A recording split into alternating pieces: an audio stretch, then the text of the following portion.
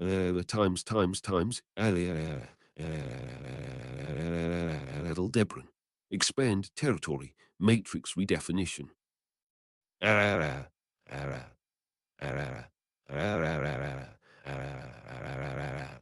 Across both the terminus and commencement of the loop, she had succeeded in raising her voice.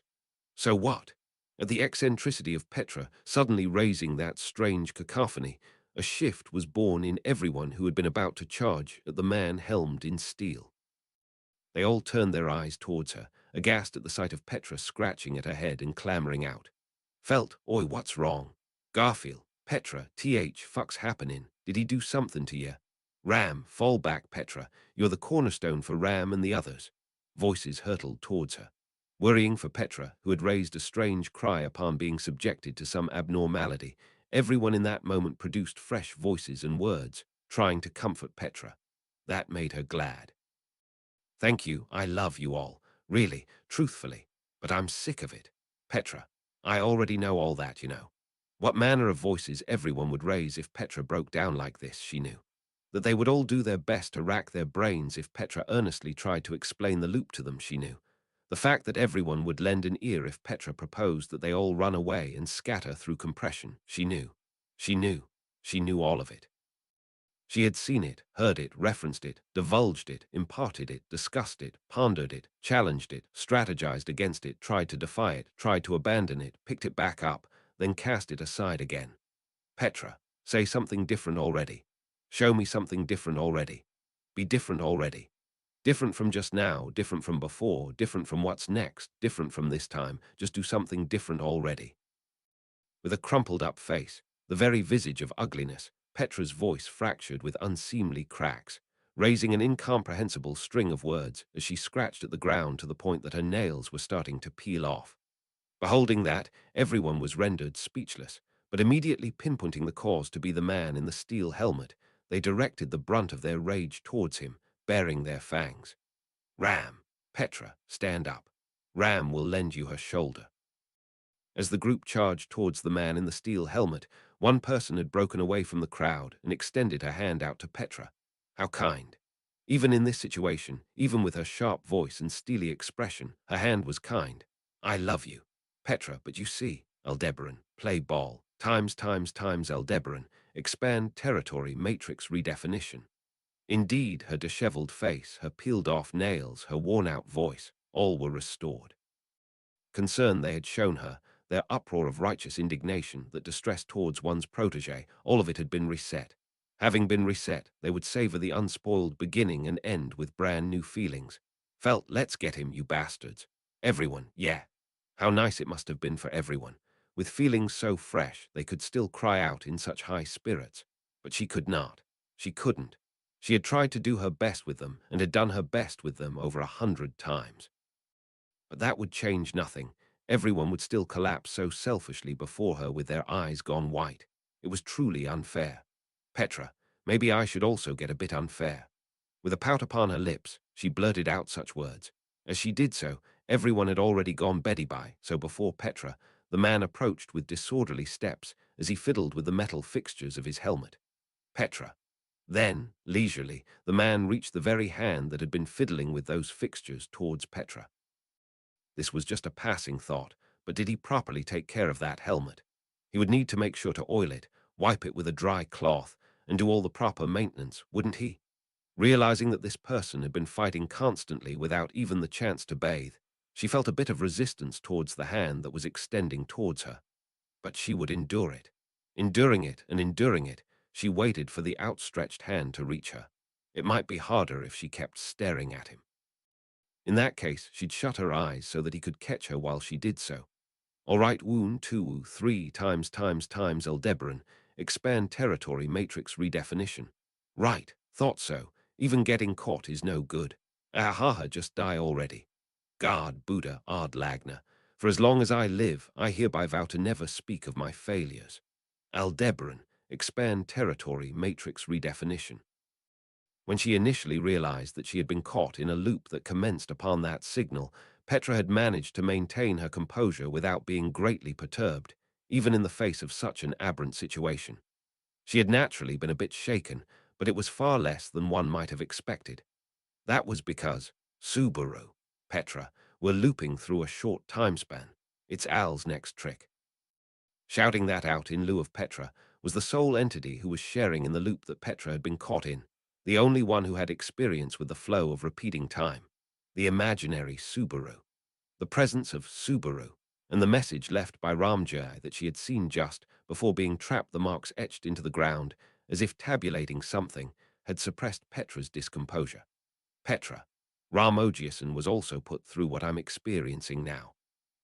One horizontal line overlapping four vertical ones. That was a method of keeping count known as tally marks, which, when using kanji, would typically be done by drawing the Chinese letter character. By leaving that engraved upon the ground, Ramjir had conveyed the situation he had been placed in to Petra. It was difficult to imagine that Ramjir had ended up in that state after only the 5 times he had marked. So what he had intended to convey was not the actual number of times he had looped, but rather the fact that he was looping in itself, having already fallen into the same predicament. The information might have seemed too late for Petra, but that was not so. The message Ramjir had left behind was a clear warning to Petra. In other words, that which Ramjir had wished to say was this: Petra, if I keep on repeating this forever, I'll end up like Ramojiason. The collapsed Ramjir had sustained no external injuries, and it was not as though he had ended up like this due to being tormented by wounds accumulated through the repetitions. No, in a sense, there was no doubt that it was a result of that which had been accumulated. In other words, across the time that Ramjir had repeated, his mind had been completely whittled away. Without a doubt, that was precisely the same tactic that Petra and the Alderbusters had attempted to use against Al, so it could be said that he had turned it around on them as an act of revenge. She did not think that Al had been aiming for such a revenge, but either way, if she had been caught in this situation without any preparation, Petra might have suffered the same fate as Ramjai.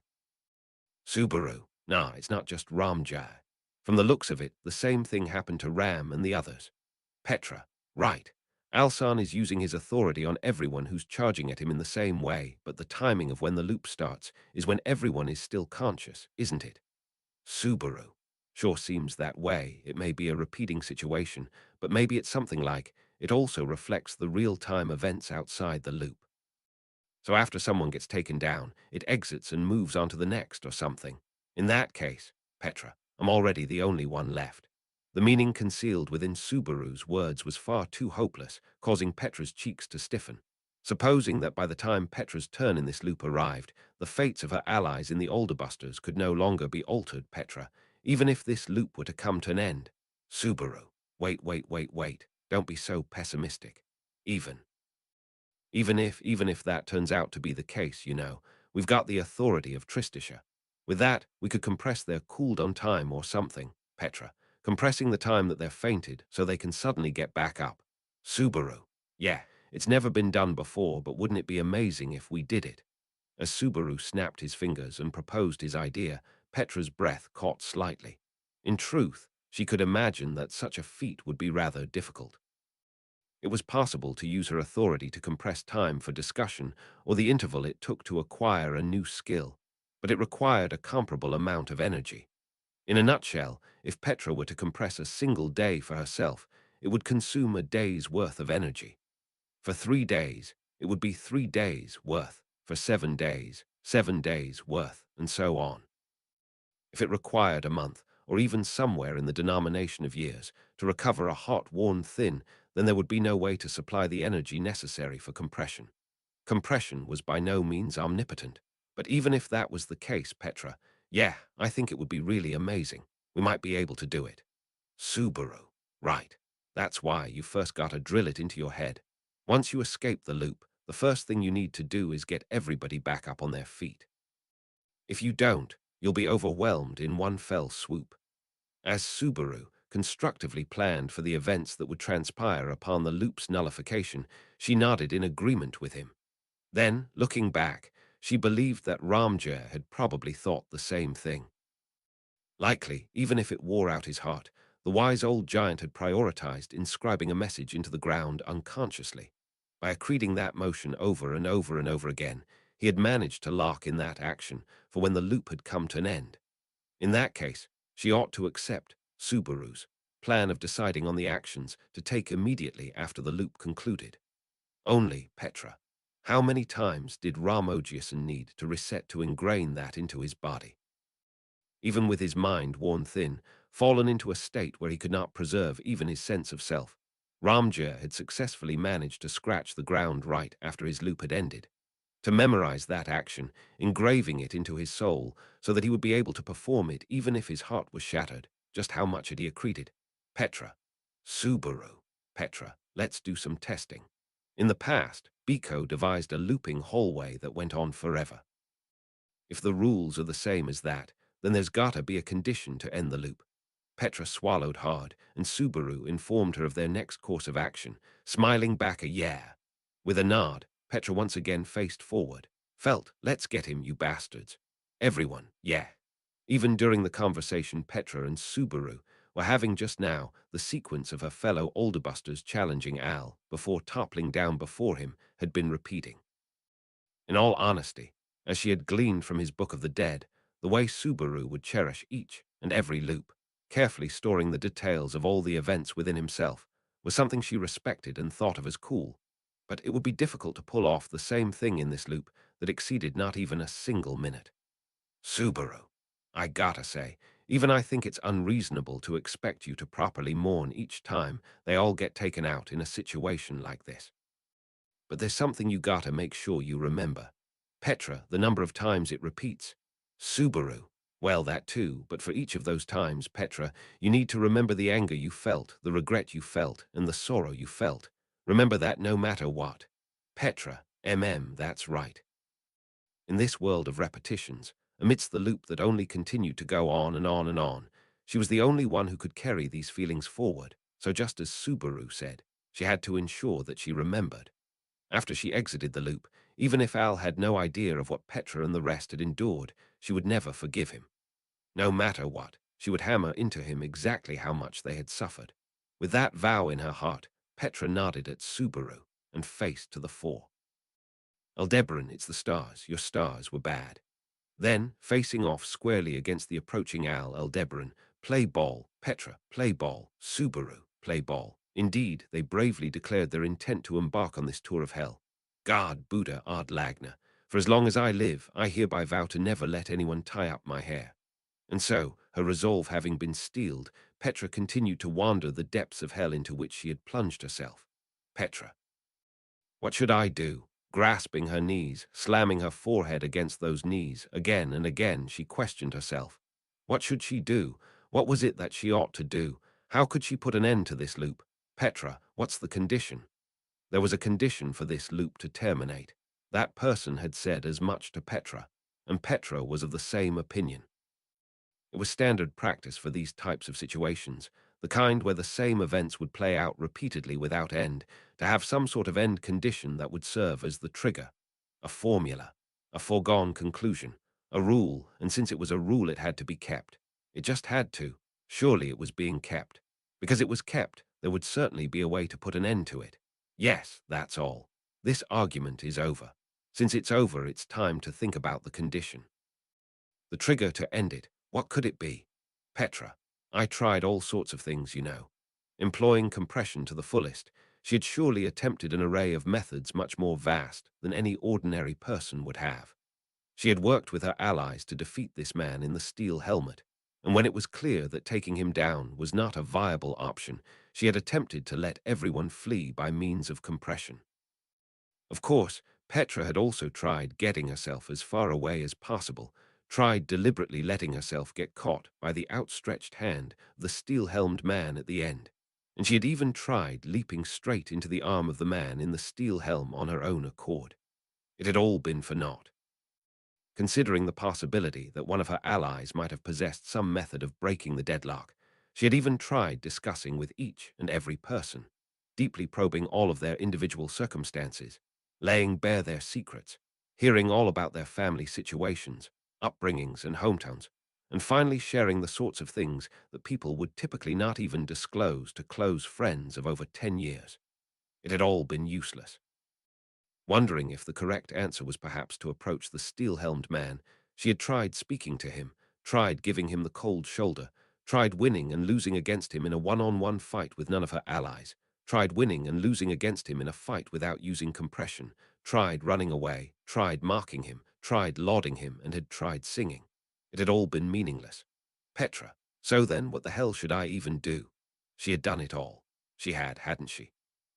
She had done just about every last thing she could possibly think of, hadn't she? Even though she did, had it not all been for naught? Even though she did, had it not all been useless? Even though she did, had it not all been meaningless? Felt, let's get him, you bastards. Everyone, yeah. Petra, shut oop. Even though they were unable to do anything at all, those spirited shouts pissed her off. If they weren't going to help, the least they could do was to not get in the way of her thinking. Ah, I'm just venting my anger on them. I hate this, I hate this, I hate myself. I don't want to have these kinds of thoughts. What the hell is that about, trying to act all goody-goody? This is the real me, isn't it? Everyone there, I don't even like them or anything of the sort. I just like the version of myself who seems so unprejudiced and tender and compassionate and big-hearted to be saying that I love all those people so much. Isn't that right? Petra, shut up, shut up, shut up, shut up, shut up. Right and left and up and down and front and back and past and future and present and today and tomorrow and yesterday and the day after tomorrow and the day before yesterday and last year and this year and next year and past life and current life and next life, absolutely all of it, everything, everywhere, all at once and all of everything. Just shut up. Aldebaran, how many times has it been now? Shut up. Just die already. Or maybe I should just kill you. Aldebaran, it continues. Thought so. Times, Aldebaran. Expand territory matrix redefinition. Back to the same place. Now wasn't that a surprise? Sometimes he'll even say something other than play ball.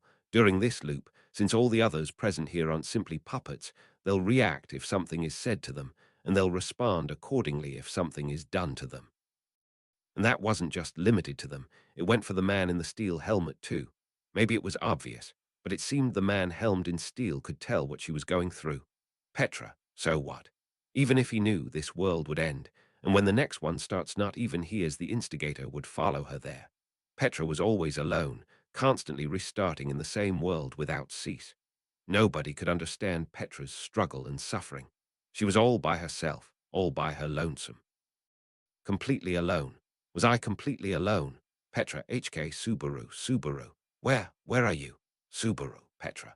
The moment she remembered him, as if a flash of lightning, his figure suddenly appeared right before Petra's eyes. Seeing that, Petra immediately knew that he was Subaru, and she breathed a sigh of relief. Everything had seemed to be on the verge of blurring and fading away, slipping from her grasp, but even so, it was not as if she had forgotten everything, nor had she been abandoned. Petra, Subaru HK. As tears immediately began to overflow and sully her disheveled face, she rushed over to him. She leapt towards him. He promptly held both of his arms out and attempted to embrace Petra. He could not. She passed right through him. Upon the desolate ground, she tumbled down without any attempt to catch her fall. It hurt. She fell flat on her face. Subaru did not catch Petra. Of course, it was always that way. After all, Subaru's hands were always occupied with somebody else. Petra, in that case, don't even bother reaching your hand out to me. Subaru, Petra, back then, wouldn't it have been better if you just left me there to die? If in the village, if you had done nothing, if you had just left me to die to those witch beasts, wouldn't it have been better? She knew. If Natsuki Subaru had not interfered, Petra would have died long ago. Even though she had died, she was still alive. She had ended up living.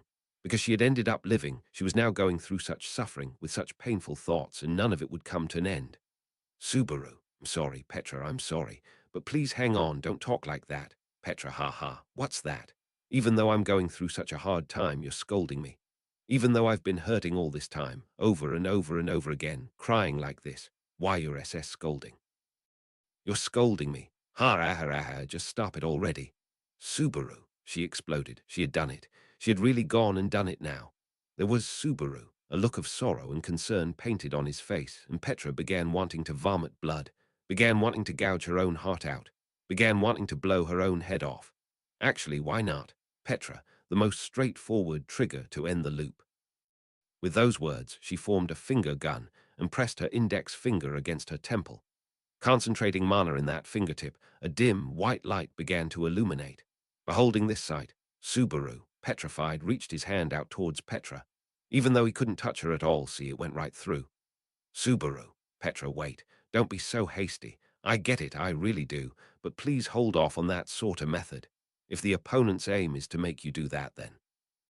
Petra, then marry me already. Subaru, HK. Petra, make me your bride already. Become my Subaru already. Make me your number one. You saved me, so marry me. Embrace me for the rest of my days. Claim my life for yourself already. If you do, then fine. But you won't do that now, will you? In that case, my life is my own, isn't it? If it's my own life, then just let me use it as I please. Even she herself did not understand what she was trying to say. Anyhow, everything was making her angry. Not a single thing was turning out how she wanted it to. She was angry at all the people who were not doing anything about the situation, and at the man in the steel helmet who had caused the situation. She hated it, hated it, hated. But I love Subaru. Ha, I don't get it. He's not doing anything for me, is he? But he's always been doing stuff for me, and even now he's still trying his best to do something for me, isn't he? He won't marry me, though. Petra, what's the deal with that? How stupid. Subaru, I didn't mean it that way, you know. I wasn't saying that to Subaru, you know. I'm the one who's stupid after all. Tilda HH, a head like this, I guess I don't need it anymore. Bye-bye. With that thought, a white light shot out of the finger gun with a bang. Times Aldebaran. Expand territory matrix redefinition. Right, thought so. Ahahaha. Ahahaha. Ahahaha. God, Buddha, Ard Lagna. For as long as I live, I hereby vow to never hope for fortune's favor. The witch of Tristisha, Petra Leti, had confronted the battle with an unshakable resolve. The witch factor she had received from Clind, and the possibilities of the authority of Tristisha it invoked, were so extraordinary that it made her believe no power in this world could match this authority's efficacy in rigging the game in one's favor. So naturally, in order to wield such power, worthy compensation was required. As the saying went, with great power comes great responsibility. Maybe it was a bit different. Either way, since she was deliberately taking on those enormous drawbacks, she had to make sure that the benefits would play their part to the fullest. If she could not manage that much, then Petra, having resolved to keep lying even to her loved ones, would never find peace. Petra, I'm glad Frederica Nisama isn't here. If Frederica had joined the Alderbusters, Petra was not sure if she would have been able to keep up the lie. Rather than it being a matter of Frederica's insight, Petra was simply weak to Frederica. In Frederica's presence, Petra's heart lay bare. She owed her too much love and respect to be able to hide anything. Surely, she would have ended up pouring out everything she felt in her heart, crying, depending, and clinging onto Frederica.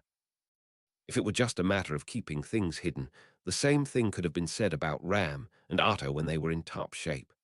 Only, Ram was in a merry mood thanks to the restoration of Rem, and Otto, without his memories, could not fully exhibit his natural insight, so neither of them had noticed Petra's lie. Petra, I wonder exactly how much Clind Asama knew about, and still chose to overlook.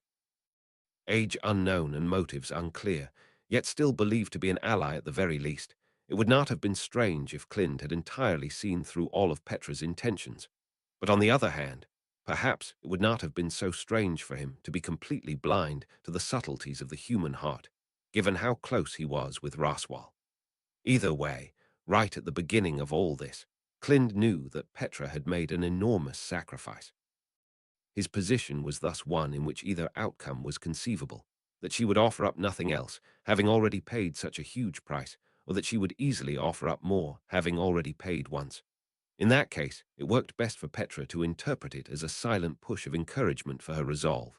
Regardless of Clind's true intentions, Petra had already rolled the dice. Petra, by now, how many have I done?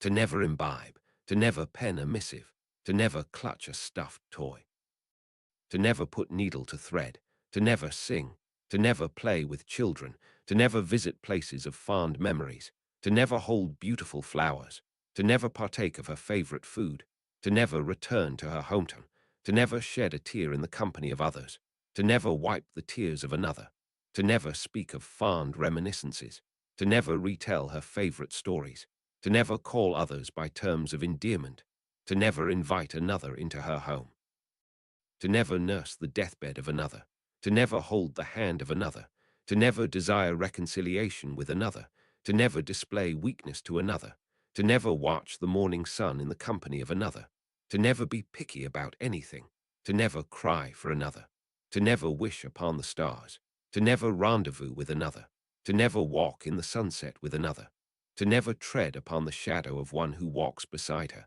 to never speak of her dreams to another, to never partake in celebrations, to never bestow a gift upon another, to never wave at anyone, to never pray before going to sleep, to never comfort the wounds of another, to never find joy in a clear sky, to never lament a rainy day, to never gaze upon a rainbow in the company of another, to never cherish silence, to never divulge this important secret, to never wish for kindness, to never see off another's departure, to never accept charity, to never speak of her failures, to never let anyone tie up her hair, to never hope for fortune's favor. There were a lot. There would be no end to it if she began to count everything she had offered as compensation, and it could even be said that Petra had a very bleak life ahead of her. Petra, even so, this is still quite a bit better than it could be. The trick to telling a good lie was to mix in a grain of the truth. That was a well-known maxim, and Petra's lie had ended up taking on a similar nuance. The price for the authority of Tristisha was being paid not just by its holder, Petra, but also by a great number of other people. This was the condition Petra had proposed to gain everyone's consent for her to take on the witch factor. However, this method could only compensate for compressions focused on the authority's effective target. If Emilia desired a compression to move herself, it was possible for it to be invoked with compensation from Emilia. But if Petra thought Emilia was in danger and used compression to move her, it would have been Petra who paid the compensation. This was something that only the holder could have been aware of. Every little conference between the Alderbusters, when she tossed Al to the Agzed Canyon together with Emilia and Rem, whenever she promptly withdrew her allies out of sticky situations, when she had compressed everyone's vehement pain into a single instant, Petra had been the one to pay the compensation for all of that. She believed that the more precious a sacrifice was, the greater the capacity would be for the effects of the authority of Tristisha. Whenever it influenced the world, it also weakened Petra's own ability to interfere with that world. If Petra were to ever simply offer up her entire life, the witch factor of Tristisha would likely bring about an even greater power. Petra, but I won't do that. Even if the authority encroached on Petra Leti, making her sell off her life bit by bit, diminishing her hopes for the future, and making her relinquish a great deal of happiness, Petra would never do anything like throwing her life away in despair or resorting to other such extreme options. Petra, that sort of thing, it's uncool. She did not want to show him any part of herself that was uncool. She did not want to do anything that was uncool. During her fight against the Sin Archbishop of Gluttony, Roy Alford, it was the same. So long as those feelings continued to sustain her, Petra would never compromise her sense of self. After all, to the stars, Petra Leti would guard Buddha Ard Lagna. For as long as I live, I hereby vow to never hold up the back of another. Aldebaran, expand territory matrix redefinition. Why must I go through this sort of thing? Did I do something bad? I've been a good girl, haven't I? Tried to be a good girl, you know. So why and how did things end up like this? Someone just explain it already. Let's get him, you bastards. Yeah, what should I do? I've tried just about everything, you know. I've done it all countless times, you know. I've tried every last thing that I could manage to come up with. I fought and won, you know. I fought and lost, you know. I fought and let him die, you know. I fought and died, you know. I died without fighting, you know. I ran away, you know. I shed tears, you know. Aldebaran, it's the stars. Your stars were bad. I tried dying so many times. I tried finishing him off so many times. I tried running away so many times. I apologized to him so many times. I raged at him so many times. I cried to him so many times. It was all so scary. It was all so painful. It was all so agonizing. Aldebaran, play ball, thought so. It never ends, does it? He won't let it end, will he? Even now, in this moment, as he listens to my weeping, he refuses to show me any concern, and he'll just end up forgetting after 10 seconds anyway. It's not that he'll forget. He'll just cease to know. He'll leave me behind. He'll leave me and only me behind. Aldebaran, expand territory matrix redefinition. I'm sick and tired of it.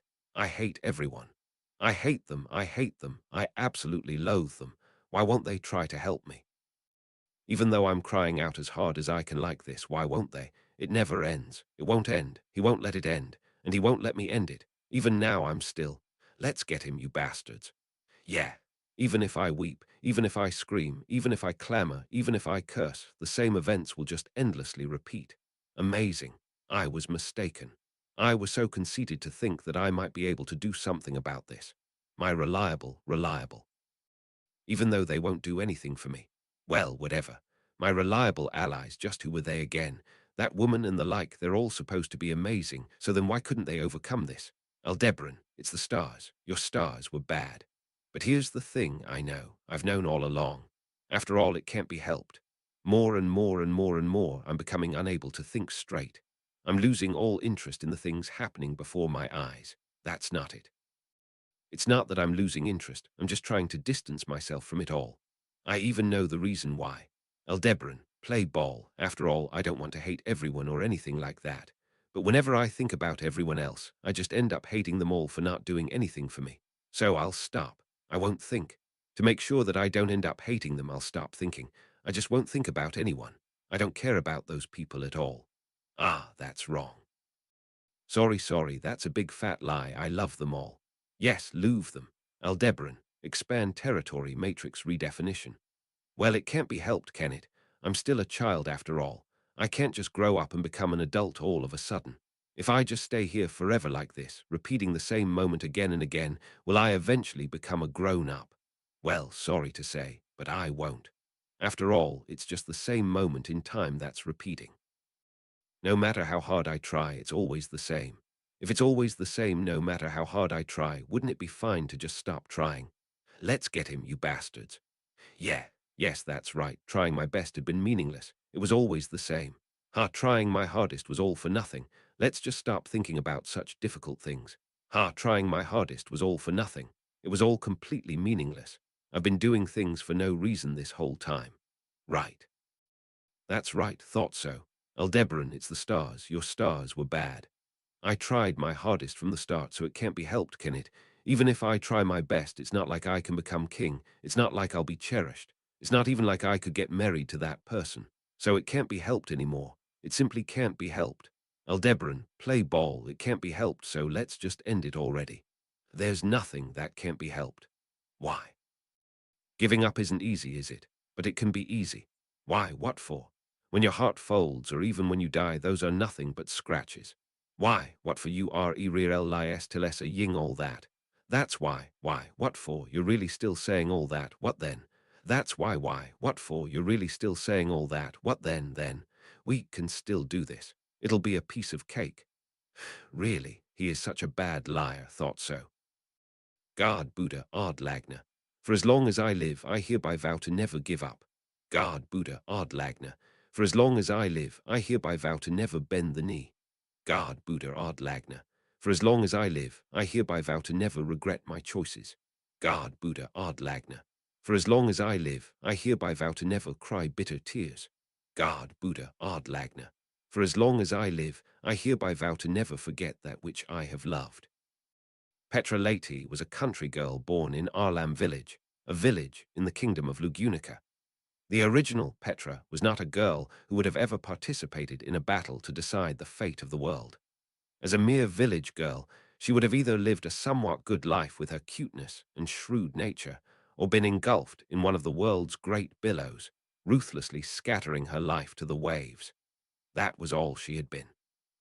But straying off the original route and getting to know her current self, Petra had a thought. Petra, even if I could redo my life over and over, I'd still choose to stray from the original. Yes, that was right. Straying from the original, Petra would always end up arriving here. And so, Petra wished to say this. To you, the one who saved me and steered me off my original path. And to you, the one who's trying your best to lead me by the hand with those lousy lies and anguished expression. I have this to say, Petra, it's thanks to the stars that I can be here today. Subaru, Aldebaran, With those words, Petra wiped her lips with the back of her hand, leaving both Al and Subaru at a complete loss for words. Setting Al aside, she knew the reason for Subaru's speechlessness. He must have thought that his own lousy lie and attempts at encouragement had gotten Petra so depressed that she would have not even been able to speak. Certainly, it had been a lousy lie. The trick to a good lie was to mix in at least a little bit of the truth. She had even just mentioned it. This lie, however, had failed to mix in any fragment of the truth whatsoever, truly a lousy lie of the highest degree. Petra, but I don't want to let the person I love become a liar after all. And so she got back on her feet through her own efforts. He could rely on neither comfort nor encouragement, so he had kept watching over her with such worry, trying to pat her head and support her back, though he knew he could not touch her. And seeing his admirable, desperate appearance, she finally thought to herself that there was no helping it. Falling in love was her weakness. Petra, the person I love, isn't a liar. After all, she had stood up like this. Petra had stood, so Subaru was not a liar.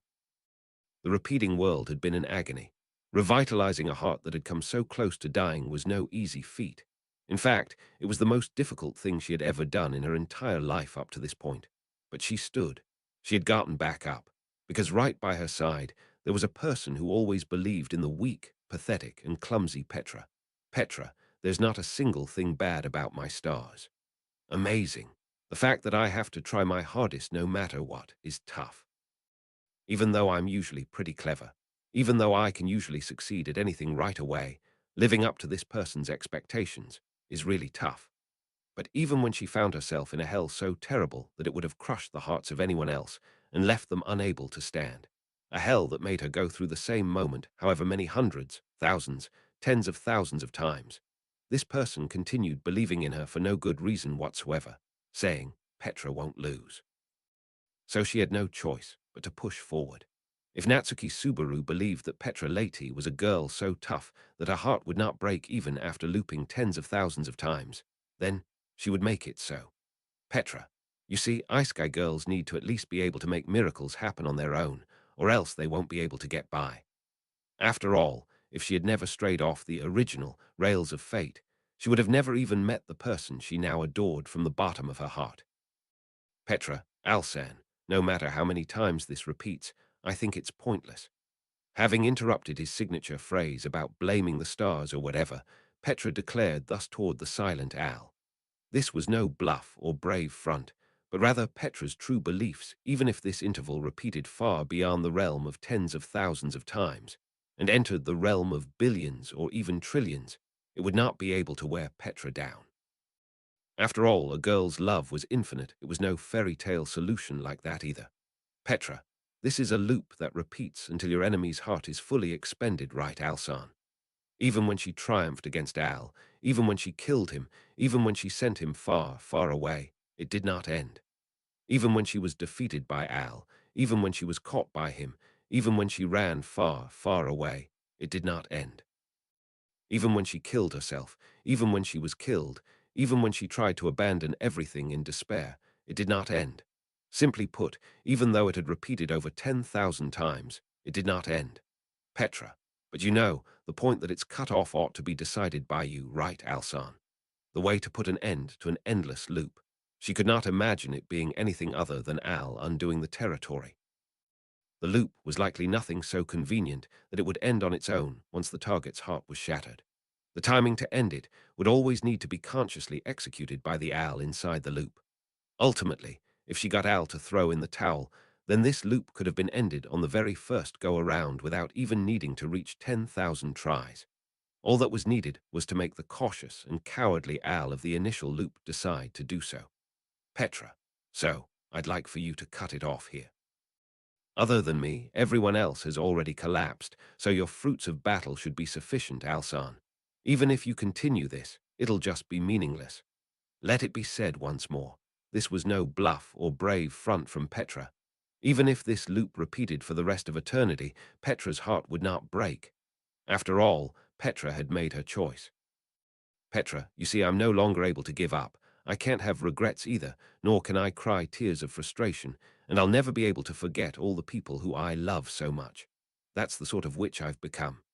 After all, Petra Leti had chosen to become the Witch of Tristisha. Witch of Tristisha. Hey, Alsan. How many more times are we going to have this conversation? Indeed, at the Witch of Tristisha's question, a faint hum rumbled in Al's throat. It was apparent that his eyes, hidden under the veil of steel helm, had begun to smoulder with emotions of dusky black upon discovering something inscrutable deep within the Witch of Tristisha's own round eyes. By some chance, perhaps that might have been related to an unfading scar rooted in the very depths of Al's heart. Perhaps, in some time long past, he had peered deep into the eyes of a witch, only to be wounded in the process. On that trauma, she would Witch of Tristisha, compress agony. Compressing the trauma Al carried, she forced it into him, boiling his brain, reversing the flow of his blood, then peeling the scabs off all his unhealed wounds of joy, lamentation, happiness, and sorrow. She rubbed it in, not salt, but trauma. A stimulus of trauma so potent that he would go on to shed tears several dozens, hundreds, and thousands of times whenever he recalled it in his life here to come. In that instant, she made him taste it with a concentration of 1,000-fold. Aldebaran. Ah. That moment, with the dread he harbored towards the Witch of Tristisha and the compression of his stimulated trauma, Al reacted not with his body, but with his soul, reaching out for the relief most familiar and accessible to him. That was to say, Witch of Tristisha. Game set. The way to put an end to an endless loop was to force the start of the next loop. Arriving at that conviction, the Witch of Tristisha entwined her hand with the intangible hand of her beloved, smiling as their fingers overlapped. Witch of Tristisha, how uncool. If it was Subaru, he would have put up a brave front and said that a fractured heart's nothing but a scratch. Subaru, you are just way too cool, Petra. With a sense of powerlessness, yet brimming with pride, her beloved spoke those words to her. As those words filled the Witch of Tristisha's heart, she continued to face forward. Now then, this was it, the final showdown. Her wounded heart, the weakness that had made her wish to end it all, and the tears she had shed in regret. Because she had offered all of those as compensation, the Witch of Tristisha would not relent until victory was secured in the form she desired. Undoing the territory and tying it up anew, he reconstructed his matrix. That was an admission of certain defeat for the imposition of the territory that ought to have guaranteed a certain victory. But it could not be helped. There was a precedent. The territory could not kill a witch put in the position of aggressor. Of course, the term kill was not being used literally here, as the target was purely restricted to the heart, but Aldebaran. Having boldly proclaimed that she could endure territory was Petra now, he could no longer merely call her Petra. Without any exaggeration, she had undergone a complete transformation. Aldebaran, the Witch of Tristisha. In the past, the one who had broken through Aldebaran's aggressor of the territory was the Witch of Greed. Thinking back, regardless of whether it was the victim or the aggressor who took initiative over the territory, a bad omen always lingered over Aldebaran's authority as a trace of his defeat in his first battle. Regardless, even now that the territory had been brushed off, Aldebaran still held the advantage in this battle. Aldebaran, HK. Aside from the Witch of Tristisha, the Alderbusters who heralded the subjugation of Aldebaran had been wiped out. Unfortunately for them, the abrasions to the heart that came with using the territory were absolute.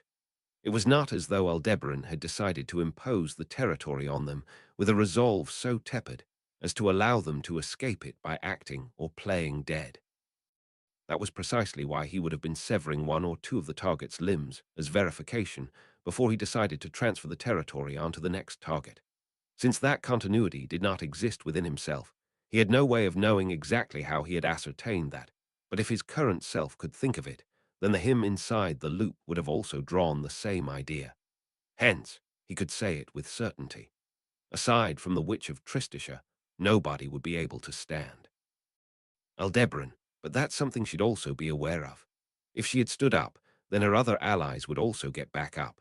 Aldebaran could not afford to underestimate the Witch of Tristisha standing before him as one who would commence action on such a naive assumption. In that case, there had to be something. The Witch of Tristisha had a plan to still turn the tables on him. The girl, boasting of how the stars had allowed her to be here today even when transformed into a witch, had a trump card. Aldebaran. With the territory undone, Aldebaran and the Witch of Tristisha were in a momentary state of release, and while there was a distance of 5 meters between them, it was tantamount to nothing given the opponent's authority, or rather, with an authority like compression. There was no peace of mind to be found at any distance whatsoever. But it was an authority. She was undoubtedly bound to make a move, playing the card in her hand known as the authority of Tristisha. Naturally, the most likely possibility, given the effect of her authority, was to summon others forth using compression. The probable candidates were Aldebaran, Lil Miss Rem, and Lil Miss Maylie, or maybe her Margrave master. When he considered the potential personnel whom the Witch of Tristisha could assemble and were not present here, the first ones to come to mind were those three. Rem ought to have been clashing against the highly admirable Yi, but since he had not glimpsed any discomposure in Ram, there was no taste of defeat that had been transmitted via their synesthesia. It was difficult to imagine that Yi had been defeated, but he had now reached a stage where he had no choice but to consider it. Maylie was accompanied by numerous witch beasts, and Roswal possessed monster-tier firepower that he had even let loose back in the Empire, so Aldebaran believed they were both highly possible. But none of them would provide anything more than being strong and formidable. The fact that Aldebaran could not be driven into a corner with mere numbers or strength had been made very apparent up to this point. If that had been her aim, it could only be described as short-sighted. Aldebaran. No, it was not any one of them. Aldebaran could intuit as much from the Witch of Tristisha's eyes. From the outset, this opponent had been compressing her thought processes, giving her the ability to deduce conclusions while completely dismissing the concept of time. Any idea that Aldebaran devised and discarded would have long been abandoned by the Witch of Tristisha during her preliminary review. In other words, it was something different. He would need to alter his way of thinking at its very core in order to catch up. If the Witch of Tristisha were to call someone here, it would be an entity capable of breaking this deadlock. Aldebaran, don't tell me. Gritting his teeth, his eyes widened. And in that moment, as if having waited to ascertain that spark in Aldebaran's synapses, the Witch of Tristisha raised her hand overhead and brought it down. Instantly, compression took place. Thereupon, the one who appeared between Aldebaran and the Witch of Tristisha it was. Wow. This is way more carnage than we thought. Clasped in handcuffs, his mobility constrained, it was Roy Alford of Gluttony. The moment he saw Roy drop there, Aldebaran was convinced of his opponent's intentions. He had estimated the probability of Roy not being dead to be around 80%. To begin with, if they were attempting to save the victims of Gluttony, Roy's survival was indispensable. With Rem's name having actually been regurgitated, the Alderbusters ought to have been all the more convinced of that fact. Regardless of how they would get him to cooperate, they would have realized that no negotiations could take place if they took his life. The remaining 20% chance of him dying stemmed from two possibilities: the prospect of a situation in which they could not devise a solution in which they could let him live, and the worry of Roy tending to instigate far too excessively, angering his opponents to the point where being killed would have been unavoidable. Either way, Roy's survival was fortuitous, but his opponent's aim was a problem. Rather than counterintuitively acting to serve the interests of her enemy, the Witch of Tristisha would have naturally had a reason to go out of her way to summon Roy here. She would have had an objective. She would have had a secret agreement or something akin for Roy to work to her advantage. And so, having made an inconceivable comeback after having read the Book of the Dead, she would have pieced together from Natsuki Subaru's knowledge the reason as to why the Witch of Envy had taken action. If she could figure that out, then there was a chain of possible actions she would have unlocked. That was Aldebaran getting Reinhard. Supposing the Witch of Tristisha had colluded with Roy to have him use his authority, if it was the Witch of Tristisha who had shattered her own heart to the point where even the territory had no effect on her, it would not have been strange for her to opt for the ultimate self-sacrifice in order to recover Natsuki Subaru. It was an idea Aldebaran himself had also come to: the world's salvation via the authority of Gluttony, to take an individual who had read Natsuki Subaru's Book of the Dead and strip them of those memories. Then, the Witch of Envy would withdraw, and the deterring force of the world, who had been stuck keeping her at bay, would come. The Sword Saint, whom he had successfully surmounted through numerous attempts and traps, would come. If the Sword Saint, Reinhard van Astria, were to arrive here, that would be the end. his plan would come crumbling down. Hence, Aldebaran poured the entirety of his soul into preventing that outcome. To Roy Alford of Gluttony, summoned to the scene via the authority of Tristisha, he would, Aldebaran, you're forbidden from devouring memories. You'll be scorched by the curse mark. Once again, he tightened the conditions that had previously been slackened. Being the one who had applied the curse mark, the repeated modifications to the conditions also caused serious damage to Aldebaran's soul, and he could feel his ard fissuring deep within his body. That was not a feeling of pain, but rather a profound sense of loss, the sensation of one's very core being undermined, something that Natsuki Subaru was also said to have experienced. But with this, he averted the crisis of Roy eating the Witch of Tristisha's memories. So long as the Witch of Envy did not withdraw, the Sword Saint would be hindered from Witch of Tristisha, Alsan. Reaching this place, in that moment, as he subconsciously clenched his fist, before he could even finish that thought, it occurred. The Witch of Tristisha had called to Aldebaran. Her plans derailed, he thought she surely ought to have been making a bitter face, and certainly a painful expression adorned her countenance. But that was not a visage lamenting her own future. It was one that looked at him in pity. Aldebaran, as a shudder ran down his body, Aldebaran contemplated the meaning of the Witch of Tristisha's expression. But that had been a mistake. Thinking had been a mistake. Rather than thinking, he ought to have killed himself immediately. If he died now, then no matter what it was, he would have still managed to make it through somehow.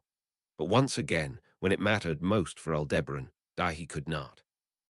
Just like when he had failed to keep the sun of this world from setting, once again he could not.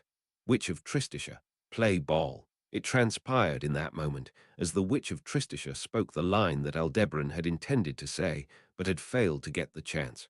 The natural enemy of Aldebaran was now standing right behind him. Petra, I think I might know Alsan's weak point. Before the Alderbusters had officially formed, during the strategy meeting held to approach the defeat of the Al troop, that was a realization that Petra, who would go on to become the Witch of Tristisha, had come to. When she learned from Ramjer's testimony that Al's authority was a looping ability similar to Natsuki Subaru's own return by death, Petra had reasoned that if its activation condition was also the same as Subaru's, then there ought to be a way to thwart it. But then again, it was not as though she could tell for certain at that point. As for whether or not the method would be viable, there was a need to verify it with the person in question. But aside from a one-sided acquaintance through the Book of the Dead, Petra had essentially 0 points of contact with him. But thinking that it might be possible, she had gotten in contact with him before the Alderbusters commenced their operation, and had promised that she would only call him to the pitching mound as the ultimate trump card when they had truly pushed Al to the absolute limit. Thus, Witch of Tristisha, play ball. While getting revenge with the declaration that had been spoken to her over and over again, the Witch of Tristisha looked at Al, lying beyond Roy Alford, who she had situated between them as a decoy. Alas, Al had acted exactly as the Witch of Tristisha had intended, in exact accordance with her wishes. She imagined that if he saw Roy, he would presume that she was aiming to have him employ his authority. This was Roy, who had cut a secret deal with Felt, harboring a rebellious spirit against Al. If he had come by the opportunity to learn of that fact amidst his turning back time, then she predicted that he would foster doubt towards Roy's intentions. Sure enough, Al had acted just as she hoped, choosing to seal off Roy's betrayal. The fact that, at the same time as Roy, the Witch of Tristisha's trump card had appeared right behind him would have likely completely transcended the realm of his consideration. He had likely failed to even imagine that this person might have been here. The 61 Alderbusters who had fought in this battle represented the total strength that the Emilia camp and Felt camp had managed to assemble. There was no falsehood in those words. Indeed, that was the total number of participants from the Emilia camp and Felt camp. Hence, you're completely worn out, aren't you, Naya? Let's heal it for you, Kay. Even if one scoured the entire world, they would never find any greater healer that instant. The highest tier of healing magic belonging to the blue, Ferris, wrested death out from Al's grasp. The blue, Felix Argyle, better known as Ferris. the one and only knight of royal candidate Crush Carsten, and the greatest practitioner of healing magic in the kingdom, nay, the greatest in the world.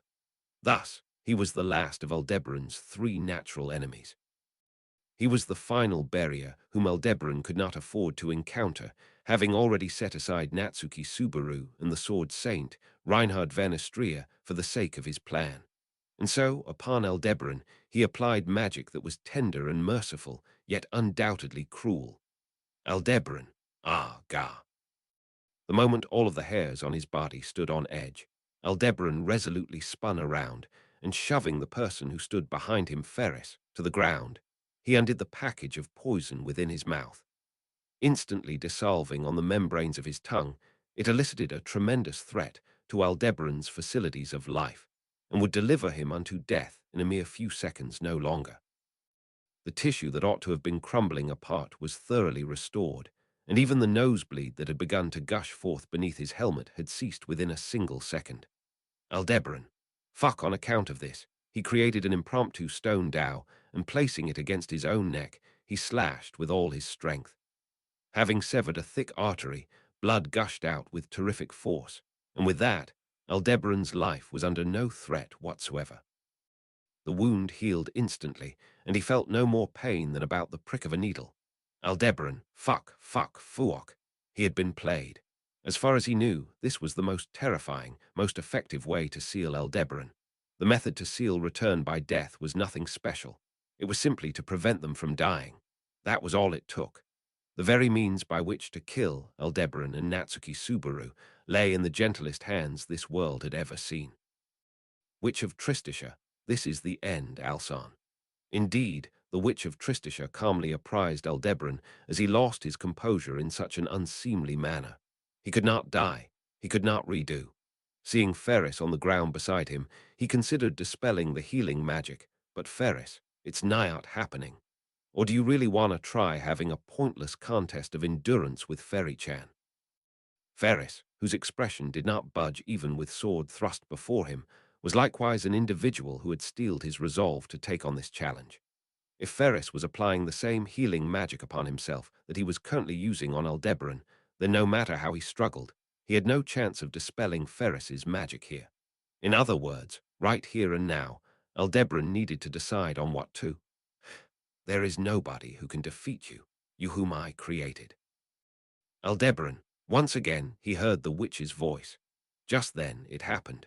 A ruinous shockwave was birthed from afar, and with terrific vigor it swallowed Aldebaran, the Witch of Tristisha, and all others present at this final stage in one momentous swoop.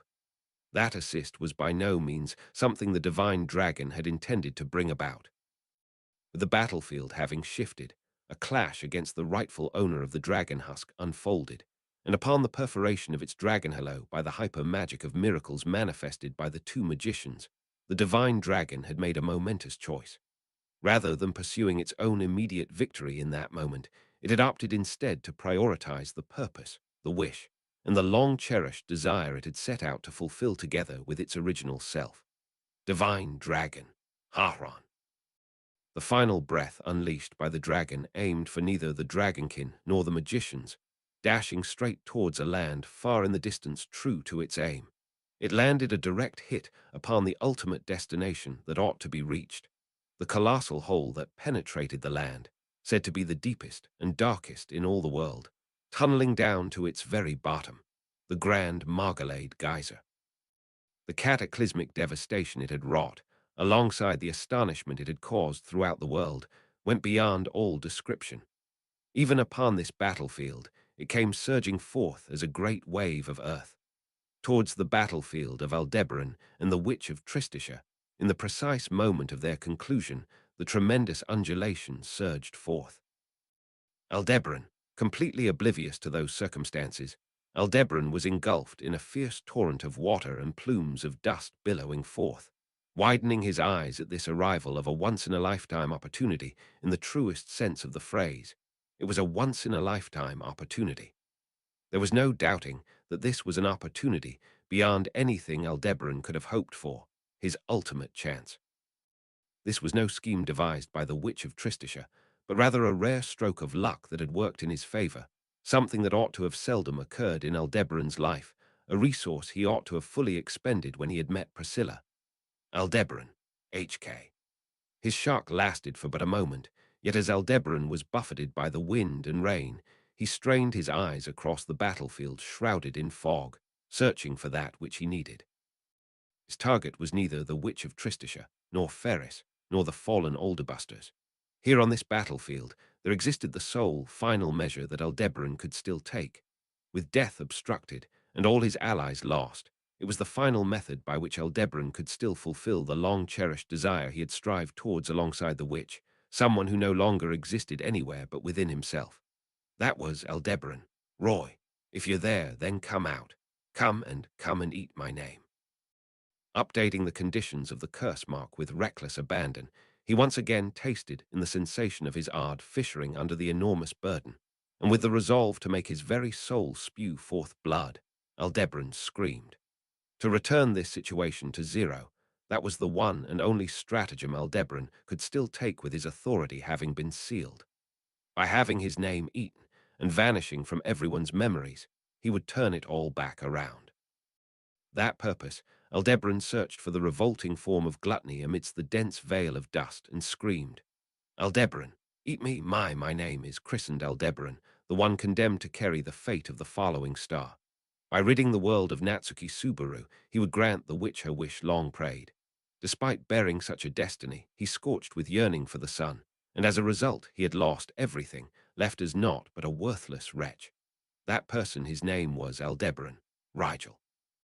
Natsuki Rigel, the foolish star who had betrayed the witch's expectations and had plunged the sun into a never-ending night. That was his name. Arc 9, Chapter 57, Final Act of Servitude. Translated by Archbishop of Transportation, proofread by Archbishop of Masculinity, Archbishop of Shipping, Witch of Umbri. Art sources. Kyoheiko. The reason why Ferris assisted the Alderbusters was, of course, none other than for the sake of his master, Crush Carsten. Originally, Ferris and Wilhelm had visited the royal capital with the intention of negotiating directly at the royal castle, hoping to join the survey team en route to the Pleiades watchtower that had been cleared for entry.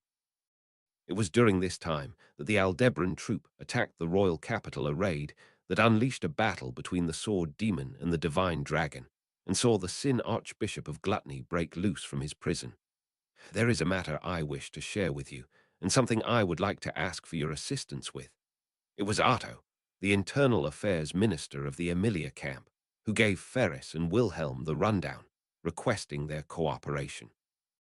When the details of Aldebaran's atrocities, as well as the fact of Reinhard's participation in the conflict, had reached Ferris's ears, he was not as willing as Wilhelm was to offer their complete cooperation. Of course, as a member of the royal guard, he felt indignance towards any who dared to disturb the kingdom's peace.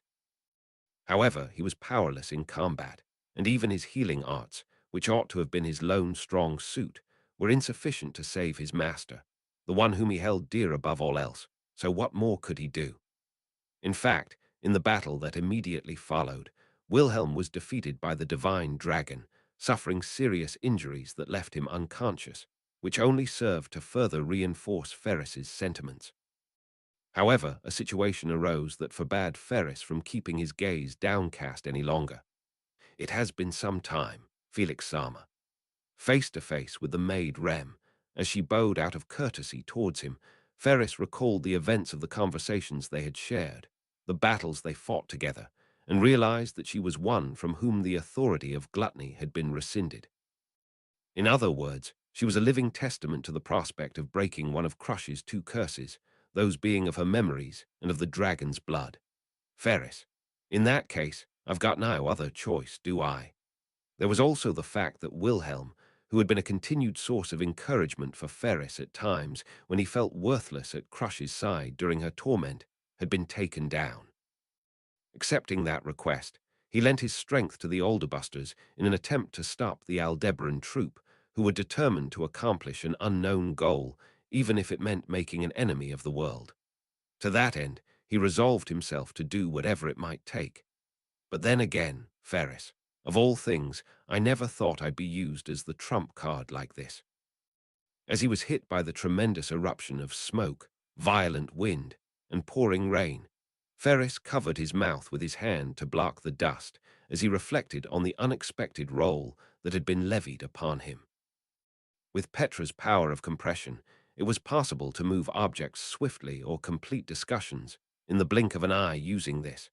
The Alderbusters repeatedly employed the unfair tactic of transporting their wounded to Ferris to be healed before being sent back to the battlefield, progressively sinking their teeth into their formidable opponents.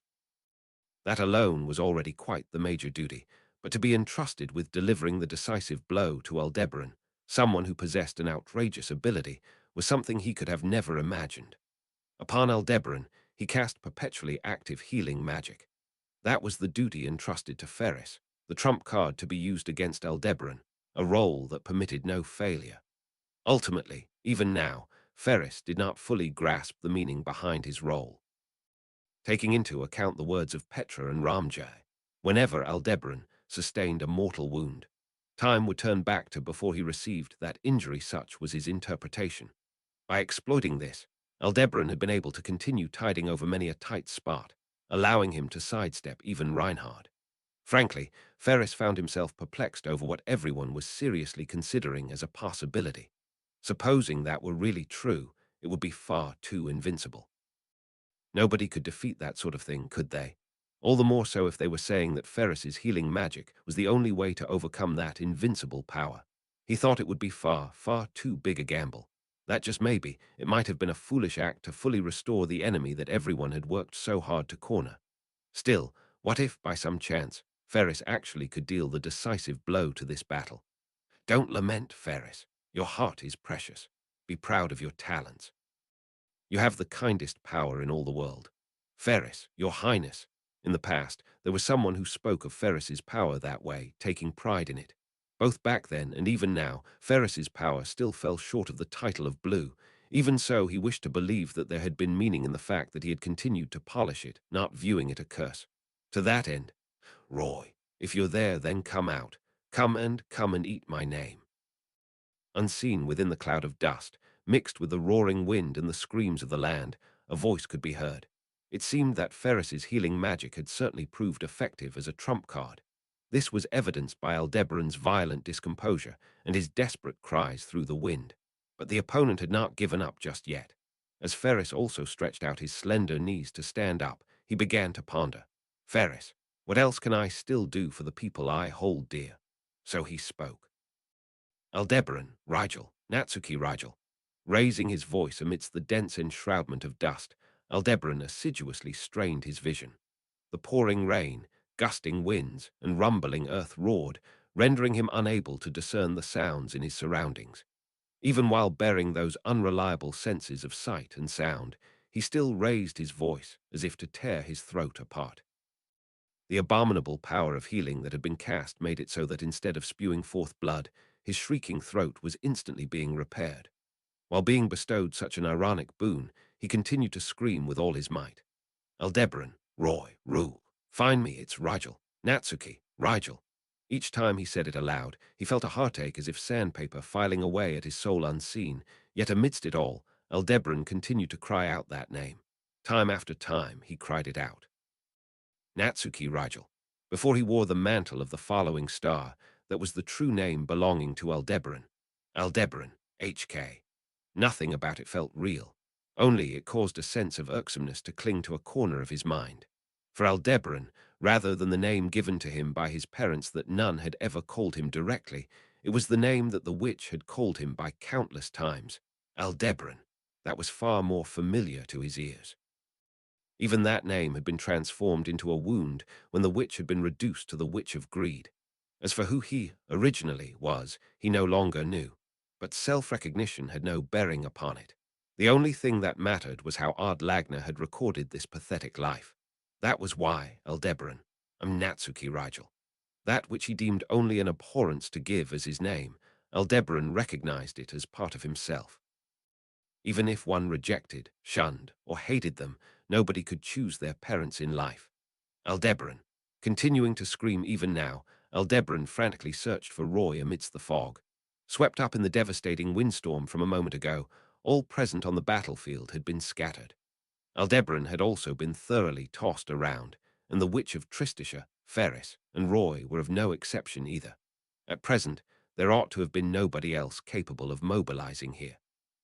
But his opponent had preserved their trump card, Ferris, until the very last minute. It would not have been strange at all if they still had some cards left concealed. Now that Aldebaran's territory had been sealed, such a thing could serve as the deciding factor. Aldebaran, fuck. He thought that he might have been able to at least force the territory's imposition upon Ferris, but it was no use. Upon being sidestepped by the Witch of Tristisha, the sensation of freedom he had grasped over the bug had once again receded into the distance. Even if that was not the case, there was a strong randomness to the target selection. He could not bear to witness the Witch of Tristisha be chosen again. On top of that, Ferris's healing magic, that which persistently sustained Aldebaran's recovery, was sourcing the mana necessary for its operation from Aldebaran himself. And now, because of his connection with Aldebaran, that was practically inexhaustible. Aldebaran, if I can't rely on the territory. Intending to exhaust the entirety of the very mana that was impeding him, he would clear away the obstacles with great magic. Formulating such an idea, Aldebaran visualized many techniques within his mind. They were all things he had learned from the witch, knowledge that had been shelved on account of lacking the requisite resources for activation, but now with his connection to Aldebaran, he possessed the ability to employ them. As was the case against Reinhard, he would wield them to the utmost and break this deadlock without use of the territory, Aldebaran. Blurg, HK. The moment he thought that, a nauseating sensation of vomiting filled Aldebaran's mouth. At the vehement dizziness and tinnitus in his ears, Aldebaran nearly fell to his knees with an ah. Under the impression someone had attacked him, he scanned his surroundings in a panic, yet no one could be found. Then he made the realization. Right now, the true culprit behind Aldebaran's disorientation was an unfathomable sense of pressure. The pressure of being unable to make the wrong choices was crushing Aldebaran's heart. Aldebaran, you've gotta be kidding me. Staring down at his trembling right hand, Aldebaran was struck speechless. In this high-risk situation, at this critical juncture where everything he had worked towards could be rendered meaningless, in peak physical condition thanks to that horrendous healing magic, in a scenario that demanded optimal and expedited decision-making, to think he would lose his ability to think straight due a lack of nerve. What a terrible joke. But in truth, it was not a joke or anything of the sort. Even if it seemed as though a nightmare, it was reality. After all, Aldebaran had never definitively decided upon anything without the use of his authority. Prior to the commencement of this battle, in the Valatian Empire, in the royal selection, on the Gladiator Island, and even before all that during his days with the witch, every choice of Aldebaran's had always been the optimal decision, safeguarded by his authority. No matter how he might have failed, he would always redo, choose a different option, and nullify his mistakes. Living his life through those accretions was Aldebaran's very nature, and right now that would not apply. Aldebaran. He did not know what extent of wind he needed to generate in order to wipe away the dust without resulting in anyone's death. The heat to evaporate the rainfall, the impact to offset the rumbling earth, whether it would be best to step into these plumes of dust, leading with his right leg or left. Everything was an unknown variable. The fact that he could not verify anything was terrifying. To walk down a path without the guarantee of the right answer was an act tantamount to fumbling around in pure darkness. Such a path, with no certainty of reward, was one Aldebaran could not tread. After all, with his authority rendered ineffective, Aldebaran was nothing more than a helpless wooden doll. Neither the two witches, nor the beloved woman, had that wooden doll been able to save. Aldebaran, HK. Once he began to think, nothing but undesirable notions flashed through his head. Was feeding his name to Roy truly the most optimal stratagem? Were there no other measures he could take? Should he use the curse mark as a shield and let Roy wreak havoc to capitalize on the chaos? What about discovering an unprecedented manner of death to slip through a gap in the perfect healing magic? Would it not be better to flee through the clouds of dust? Etc., etc., with his emotions racing ahead. Look at that. It is Aldebaran. Those impatient emotions of his came to a halt at a sensation akin to being dashed in cold water. Hesitation and fear, all of Aldebaran's negative emotions that boiled over upon the ceiling of his authority, as if being dragged out by those, the greatest regret he had kept submerged down at the very depths of his being became tinged with heat. A heat so intense that it would sear with a mere touch, enough to warm one's skin just by drawing near to it. Yet contrary to that, feeling a chill that seemed to penetrate down to every last drop of blood in his body, Aldebaran sighed. "It is mine, Aldebaran. Stop." Mine Aldebaran, stew up, plugging his ears, averting his eyes, and nearly forced to confront something he had buried at the very bottom of his heart to avoid facing, Aldebaran screamed. Rejecting the voice that sounded within him, rejecting the smile that flashed across his vision, rejecting the warmth that tried to enter his being, he bared his teeth. That instant, he forced his eyes open and caught a glimpse of a faint silhouette beyond the fog. In an instant, the figure was lost amidst the veil of dust, but not a shred of doubt existed within him. It was Roy. It was gluttony. To pull Aldebaran away from these surging regrets, no, from this worst possible situation that he was currently wrapped up in, there existed a sole ray of hope, and he had glimpsed it. That instant, he broke into a dash. "Aldebaran, Roy, I'm right here. Eat me. Come eat my name." The hesitation of which leg to step forthwith, the cowardice of seeking a way to die, the weakness of trying to escape to enact a different stratagem, the carelessness of questioning his own choice. All of it was shattered in an instant with the impact of his foot kicking off the ground. That moment, Aldebaran gained the composure to seize the choice fluttering before his eyes, deciding to flee from the most terrifying outcome. Up until this point, Aldebaran had always relied upon the power of his authority to avoid ever larking in the choice he made on the first go. Ergo, he did not know that, when making a choice regarding a single thing, a decision motivated by a single-minded desire to escape a situation would never affirmatively change the course of one's own fate, as if to prove that. Alsama. As Aldebaran attempted to rush towards the figure eclipsed by the fog in an effort to escape, his body was restrained by a being that had appeared right before him. The actions of Yi Tenzin, who was supposed to be his ally, served as proof of that. Upon her defeat in the battle against Rem, Yi's next battle commenced. Blown away, she rolled down the side of the ice mountain that had been made by freezing the great river, and abandoning all the blood-stopping methods she originally could have performed, she put all her efforts into playing the role of the defeated on the verge of death. Her objective in doing so was, "Rem, I do not intend to take your life. It would sadden that person, after all." When the Oni girl spoke those words and applied her healing magic, Yi won her initial wager. In all honesty, considering her lack of relent during combat, it was difficult to believe that she had no intent of taking her life. But since Yi had actually made it out with her life, she could not complain. Above all else, if she dared to complain here, her only chance would fizzle away like a bubble on water's surface. Unfortunately for Yi, she had no chance of turning the situation around on Rem here. So long as she could not solve the contrivance that Rem had used to nullify Yi's attack in their final skirmish, then even supposing she succeeded in launching a surprise attack, she would likely fail to take Rem down. Thus, it would be none other than an act that wasted any chance at a once-in-a-lifetime opportunity. Ergo, Yi's aim lay elsewhere. It lay in one final act of servitude, devoting the entirety of her soul with what little she had left to offer. As expected, Rem was also wary of a counterattack, and so the effects of the healing magic were kept to a minimum, leaving her condition at just closing up her bleeding wounds and stopping the countdown towards death. On top of that, she chained up Yi's hands and feet without any pushback, a thoroughness refusing to grant her any role above that of a hostage or prisoner. But with that alone, her perception of how to deal with a shinobi could only be called naive. So long as they did not experience an instant death, it was in a shinobi's nature to get the job done, even if it meant letting their head fly. She could dislocate all of her joints to escape the chains, and ignore her mortal wounds by burning her lower abdomen. By doing so, Yi believed that she would still be able to do something for Al at the very end of the end, having failed to accomplish a single one of the duties entrusted to her.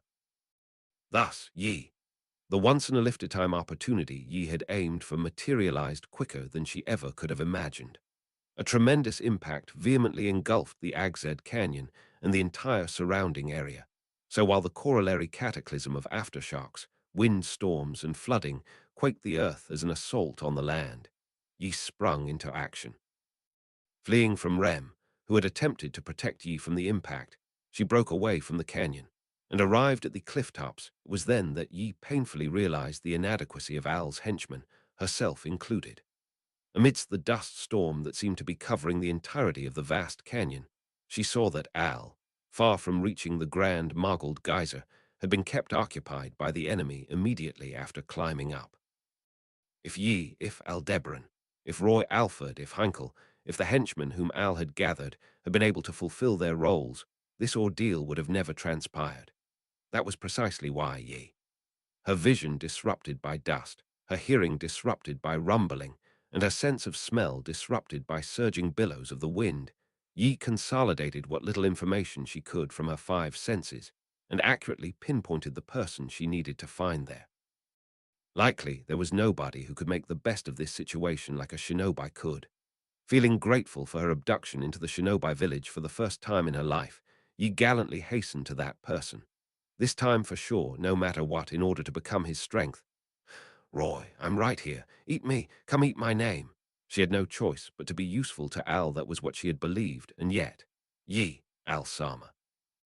Piercing through the enshroudment of dust, she caught the man's rushing body head-on.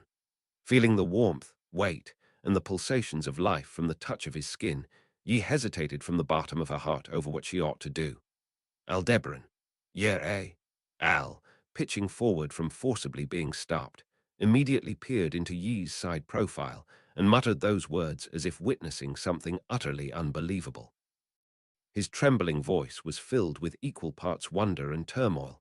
However, the same could be said for Yi. No, considering her resolve from a moment ago, it could be said that Yi was even more troubled than Al Yi. She more or less had a grasp of the situation Al was currently in. He had been cornered by some means, and was now attempting to maneuver out of these chaotic circumstances. Gluttony possessed the means to that end, so in order to help Al accomplish his objective, hastening toward the Sin Archbishop amidst the dust would have been the best thing Yi could have done for her final act of servitude. Despite understanding that, Yi obstructed Al's path. Slamming her entire body into his, she held him back. Why had she done so? Shocked at her own actions, she scrutinized herself. Yi feared Al, and she had wished for him to die, so she was trying to help him accomplish his objective in order to let him die. But with Al as cornered as he currently was, Yi might have been able to kill him with her own hands. Was that why? Was that why she had stopped Al? Was she attempting to repay the dread he had made her feel? Yi, is love. At the budding doubt, the figure of Rem declaring so without hesitation flashed through her mind, and Yi's breath caught. It was different. There was undoubtedly a difference. They may have both been maids trying to fulfill the objectives of their masters, but Yi and Rem's motivations differed at a fundamental level. They could not be compared. Only, recalling the Oni who pursued her single-minded devotion, driven by her absurdly immense passion, Yi suddenly became privy to certain feelings of her own. Yi had wished for Al to die. After all, the monster known as Al was terrifying, so there was no helping it.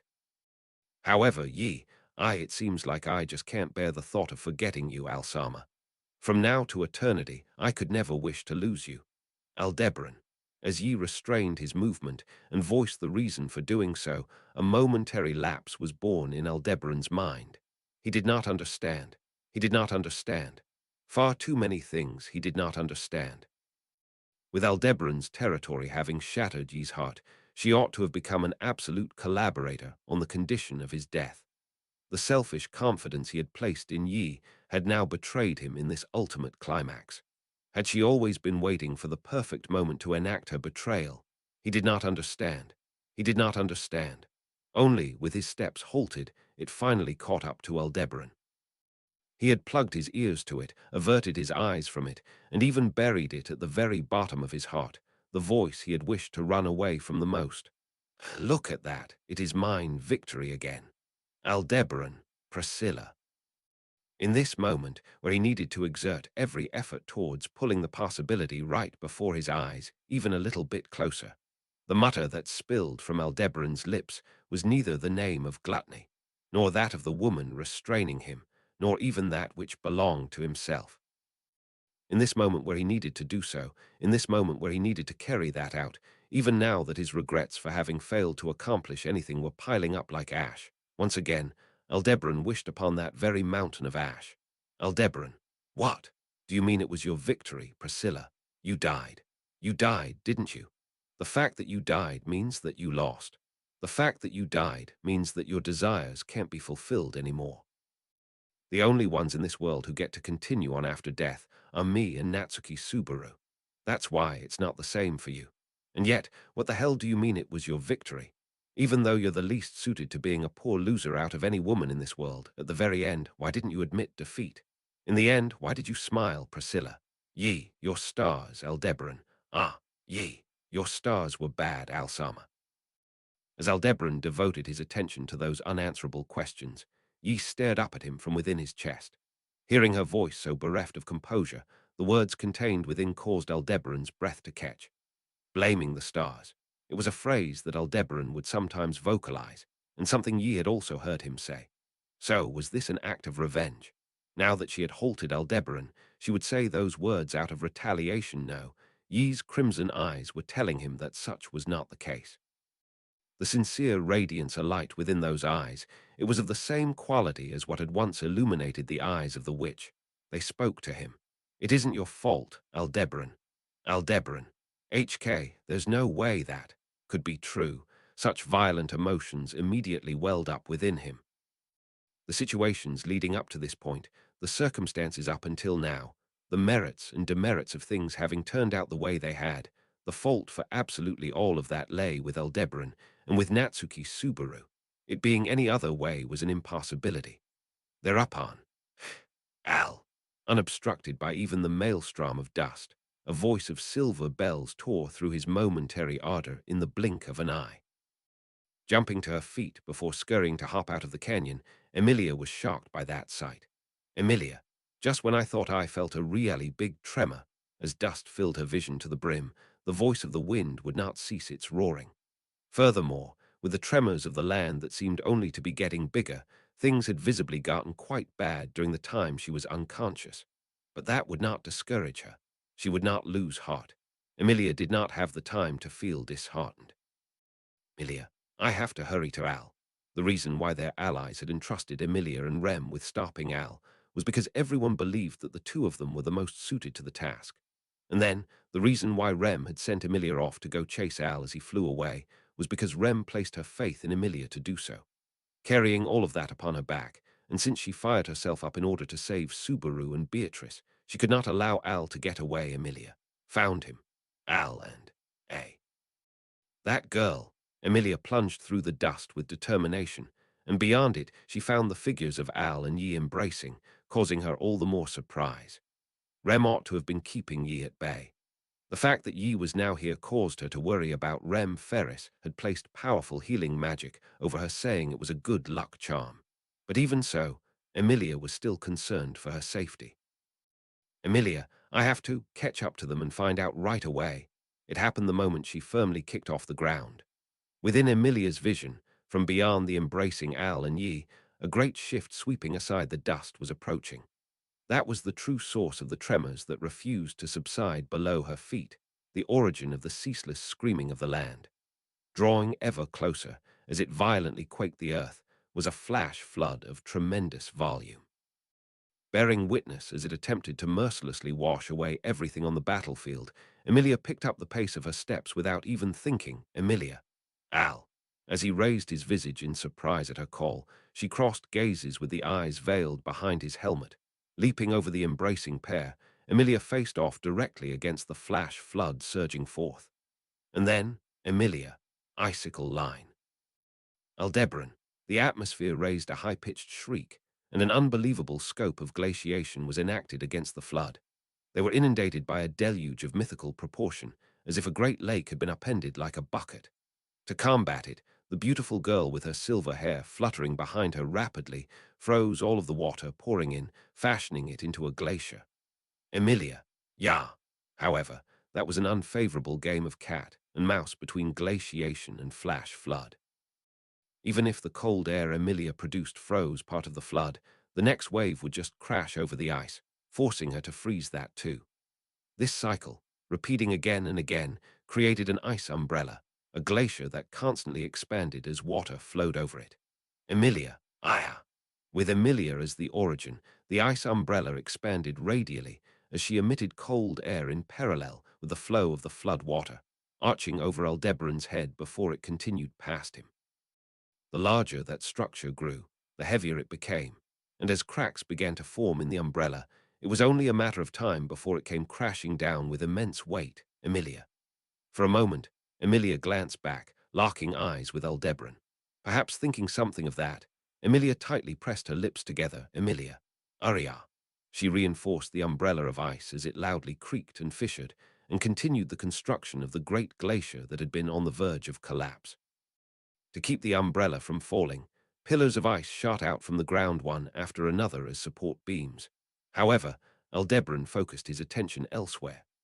Emilia styled herself the Witch of Glaciation, and in fact, she exhibited enough power to back that title up. But now, at this very moment, if the reason why Emilia was exhibiting power that surpassed her limits was because of the look they had exchanged a moment ago. If it was the same as when she had protected Aldebaran in the canyon after he had deployed the massive boulder as a trap, if Emilia was manifesting her strength in order to protect Aldebaran with those thoughts, he now realized. Emilia had properly been looking at Aldebaran and had also been trying to talk to him. Aldebaran. A raspy voice escaped his throat, but no further did it continue. Merely, he felt that there had been some vast, irreparable discrepancy.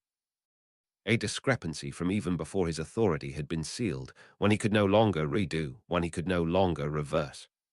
Look at that, it is mine victory again. What do you mean it was your victory? Ultimately, he never knew.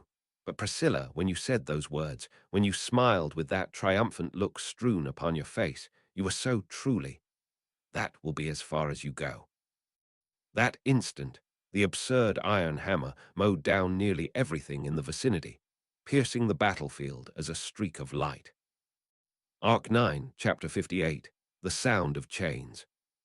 Translated by Archbishop of Transportation, Archbishop of Gluttony, Machine translated by Archbishop of Guilt, proofread by Archbishop of Masculinity, Archbishop of Shipping, Witch of Umbri, Archbishop of Brawn, Japanese English checking by Archbishop of Valiance, Art Sources. Kotaki Gagamu 8888 D16. Rigel. Natsuki Rigel. This howling furore of the soul was being hearkened with certainty by Roy Alford. Earnest and frantic, it was an implore suffused with emotion, as though smiting the chests of all listeners such that, had it been Gourmet, lay baiting Catos, who loved the violent, impassioned emotions of harrowing ghast of humans, and the wistful yearnings of desire oscillating in joys and sorrows, he would have lent his ears to that wish with delight, and whilst licking his lips, fulfilled that humble request without question. Roy, but it wasn't Lay who's here, it's us. Isn't it, Lay of Gourmet and Roy of Bizarre Eating, twins who shared in the same witch factor of gluttony to be precise. They were triplets with Louis, who had died inside their mother's womb, but contrary to expectations, they were siblings who had not been on the same wavelength with each other. Despite being siblings made of the same flesh and blood, what they regarded with importance as it pertained to meals was as though entirely different between them. However, they had never lamented the divergence in their eating habits. Rather, that they lived without having to scramble for the same prey between siblings was something to take delight in. Although Louis, unable to freely select prey of her own accord, with no choice but to pilfer food from the stomach of souls, seemed to find that vexing. Roy. Can't be helped, can't be helped. Little sister is dear and cute even to us, you know. But you see, eating is something that is done for oneself, so an act so adroit as satisfying the stomach of someone else simply can't be done, you know. So, even if he took pity on his younger sister's implorations for her famishment, it was but the hunger of a close someone else. Even upon learning that Lay, ephemerally, had fallen in the tower of sand, that too was but the failed meal of a close someone else. Above all, he would neither think of it as something that deservingly served him right, nor would he lament and grieve that manner of finishing the meal. His thought was singular, the powerful emotion of it being wasteful. Roy, a tilde H, from Lay's viewpoint of gourmet, someone like us, constantly starving as we were, would probably be a disqualified failure hooligan or thereabouts. But we of bizarre eating would have gladly eaten Lay, who tilde H. Strangely noticing that he had been keeping Lay and Louis outside of the targets for his meals, Roy had the amusing, unbecoming thought that his familial love was surprisingly unabandoned. To think the bizarre eating who haphazardly and indiscriminately guzzled anything that caught his eye in entirety had been, of all things, choosing his platters. Roy, a tilde H, did something truly regrettable, didn't we, Tilda? It was unfortunate, but Lay had died. In addition, the presence of Louis, ever since the time spent in that tower of sand, could not be sensed within the stomach of souls, and it was unknown what became of her. It was truly, truly unfortunate. The next time he came into contact with his younger sister, he would surely chew her soul, and yet, Roy, after all, we are bizarre eating, you know. No matter how unsightly and repulsive a thing may be, once he thought of eating it, he could not help but stretch his tongue. Even if Gourmet did not so much as even turn to look towards it, even if it was atop a platter that satiation had pushed aside, he shall eat it, sparing not. Above all, he could not bear to even think of giving up on an article he had once avericed in desire to eat. Outcrying from beyond the dust was an Aldebaran whose life had been cornered to a dead end now. The predicament he was spiraling down into seemed to somehow be the result of having been placed into a situation that was the exact opposite of that. To thereupon recall Roy's existence, attempting to have his name eaten so that he could turn the board around, was an act that invited considerable pique and admiration. Galvanizing the curse mark he had engraved to turn him into a yes-man and drag him along, Aldebaran was frantically calling Roy. Inexplicable pain, as though scorching the intangible soul, assaulted Roy, his body quivering as it bounded upon the ground. An abuse of the soul, making the threat through agony to convey that, if he wished to elude this pain, he must obey. Roy, we get it, we do get it, we very much get it. We're saying we get it as we get it. Even though we get it, there's no choice but to get it, you know. Because we're saying we get it. Gluttonous drinking, gluttony. He got what he wanted to say. He got what he wanted to make him do. He even got that he was cornered. In all honesty, even on the verge of his soul being scorched this way, Roy was grateful to Aldebaran. Thanks to being taken out from the prison tower, he arrived at the opportunity of a meal that may have never reoccurred. The yes-man had few occasions for meals, but since Roy's merit was that he did not choose what he ate, that must have been convenient for Aldebaran as well. Roy, but you know, it'd be troublesome to have this misunderstanding, wouldn't it? Because he was grateful, he agreed to become a yes-man for him. But that only went so far as the extent Roy was willing to yield. Beyond that, Roy would do as he pleased. One such example being Roy, fu tilde NDU. As per his eating habits, an opponent whom he desired to eat even in exchange for his life was one he would eat without fail. Rigel, Natsuki Rigel.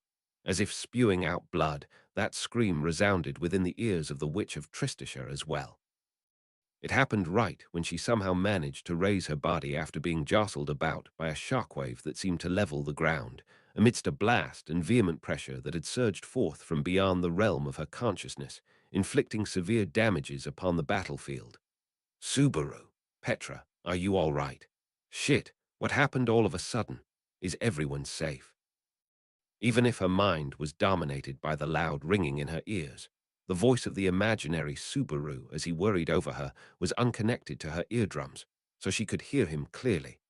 What had reached her amidst that turmoil and anxiety of Subarus, as he worried for their fallen comrades, was Al's scream from the start. Witch of Tristishire. Within the dense haze of dust, the Witch of Tristishire coughed up the particles she had inhaled, receiving two distinct shocks from Al's scream, mixed in amongst the fierce winds.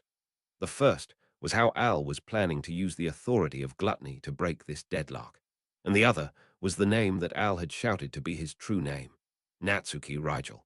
The sound of that name was clearly not unrelated to Natsuki Subaru.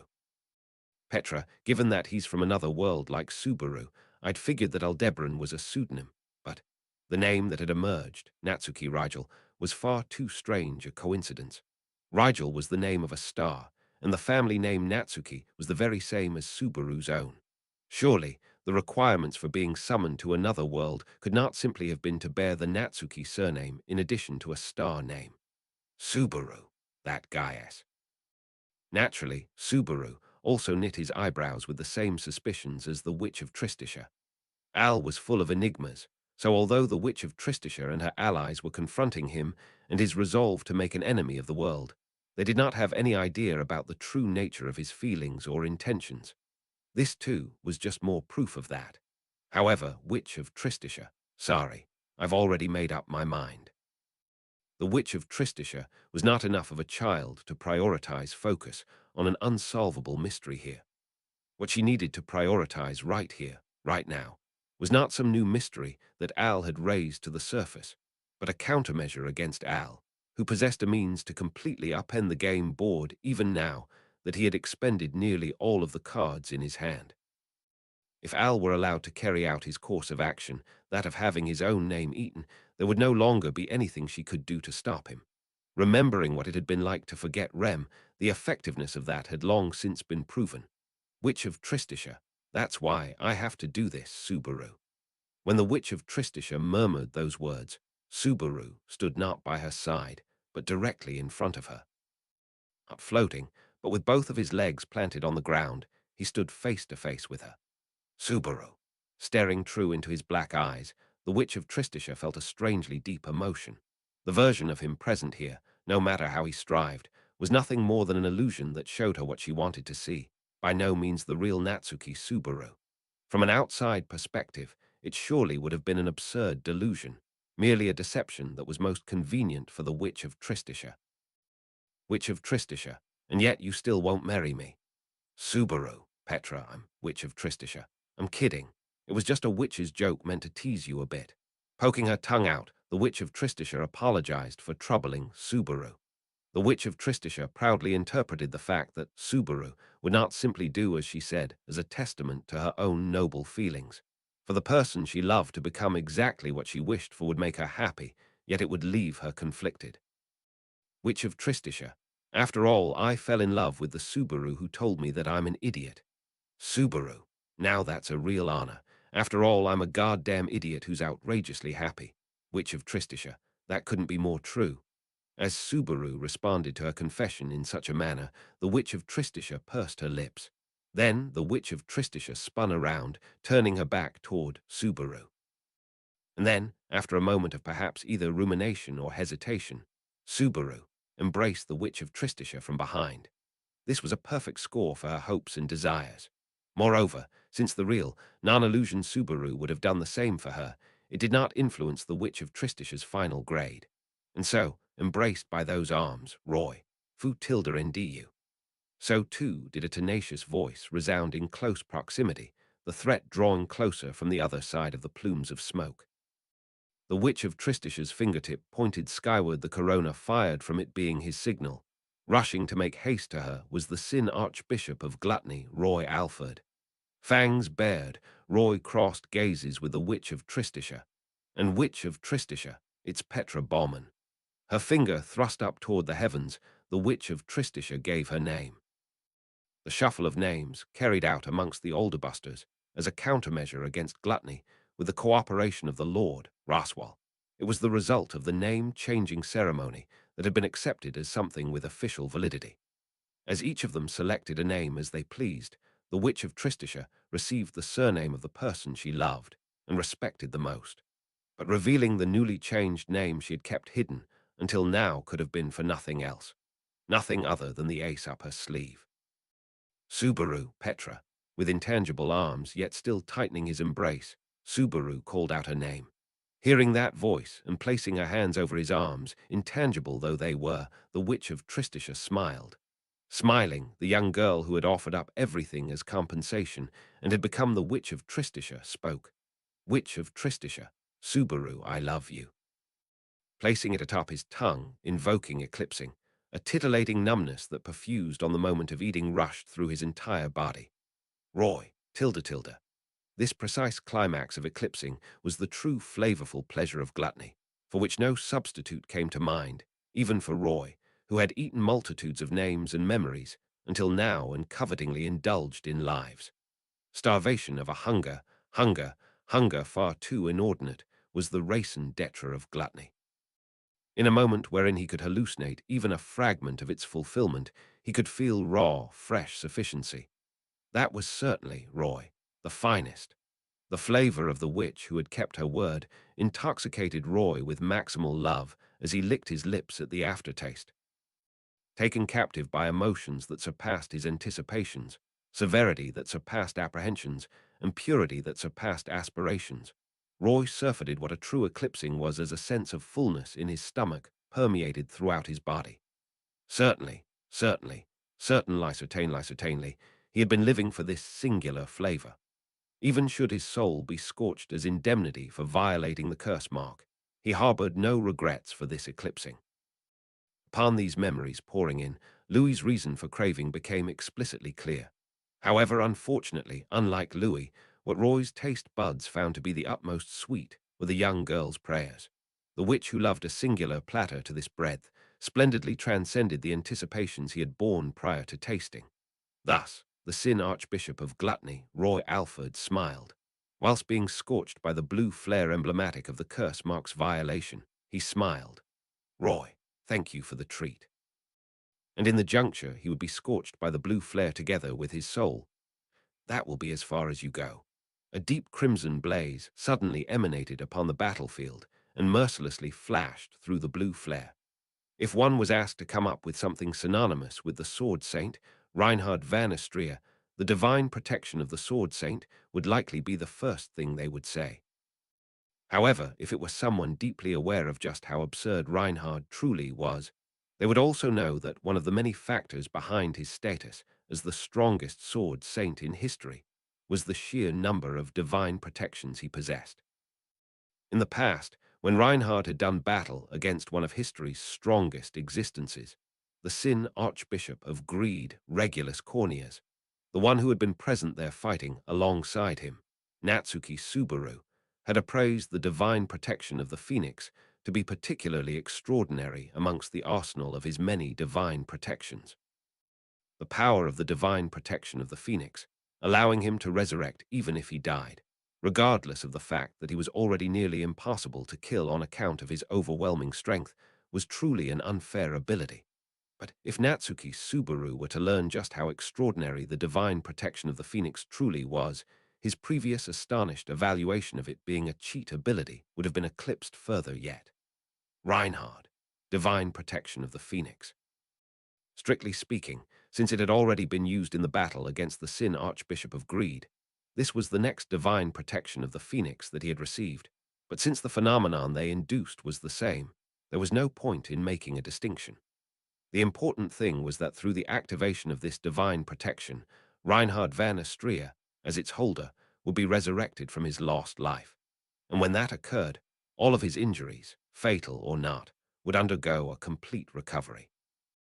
Hence, at this moment, all the wounds Reinhard had sustained during his battle against the shadow of the Witch of Envy, spanning 3 days and 3 nights as he fought to avert ruination of everything at world's edge, were undone. That also included the wounds that Aldebaran and the divine dragon had inflicted upon Reinhard's arms, rendering them unusable. It even blazed his exhaustion from continuously fighting with no sleep to knot. That alone would have been enough to prove the extraordinary power of the divine protection of the Phoenix, but the true value for which Reinhard had turned to this divine protection was still yet to come. Through some plot devised by Aldebaran, the menace of the Witch of Envy had been revived in the modern day. The moment it had suddenly vanished as abruptly as when it had first appeared, Reinhard deemed it the end of the battle instantly. He decided to inflict a mortal wound upon himself. If this had simply been for the purpose of healing his wounds, Reinhard would not have gone out of his way to inflict self-harm, and likely would have waited for his injuries to naturally heal. In other words, what he sought from the divine protection of the Phoenix was not the healing of his wounds, but the other effect that the divine protection induced, that was Reinhard. That moment, clad in flames of deep crimson, Reinhard was resurrected in the midst of a battlefield. That was the other extraordinary effect carried by the divine protection of the phoenix, the flames of rebirth that allowed the deceased holder to resurrect at any location they desired. In his battle against Regulus Corneas, the power had raised him from the ashes right before Natsuki Subaru's eyes. But in the current moment, the place where Reinhard resurrected went without saying. It was by the side of one who ought to have been fighting against Aldebaran, cleaning up after Reinhard's failure, his master. Reinhard, appearing from the flames that billowed in the winds, Reinhard stepped out onto the battlefield, his instincts immediately branding it an unnatural space in the throes of cataclysm. Even Reinhard could not help but be surprised at the sight. But Reinhard, turning around at the sudden call, Reinhard spotted his lovely friend, who had an air of seriousness about them, and held in their arms was his master, Felt. Perceiving it to be an urgent situation, Reinhard immediately hastened to his master. Held in his friend's, in Ferris's arms, Felt's head hung limp, bereft of strength. Nobody was more suited to that task than Ferris, but he would at least try to say something too. Oi, Reinhard. Quicker than Reinhard could address her, that frail rasp of a voice was spun. Amidst the dust, Felt was enveloped by a faint glow cast by Ferris receiving the light of healing focused on her head.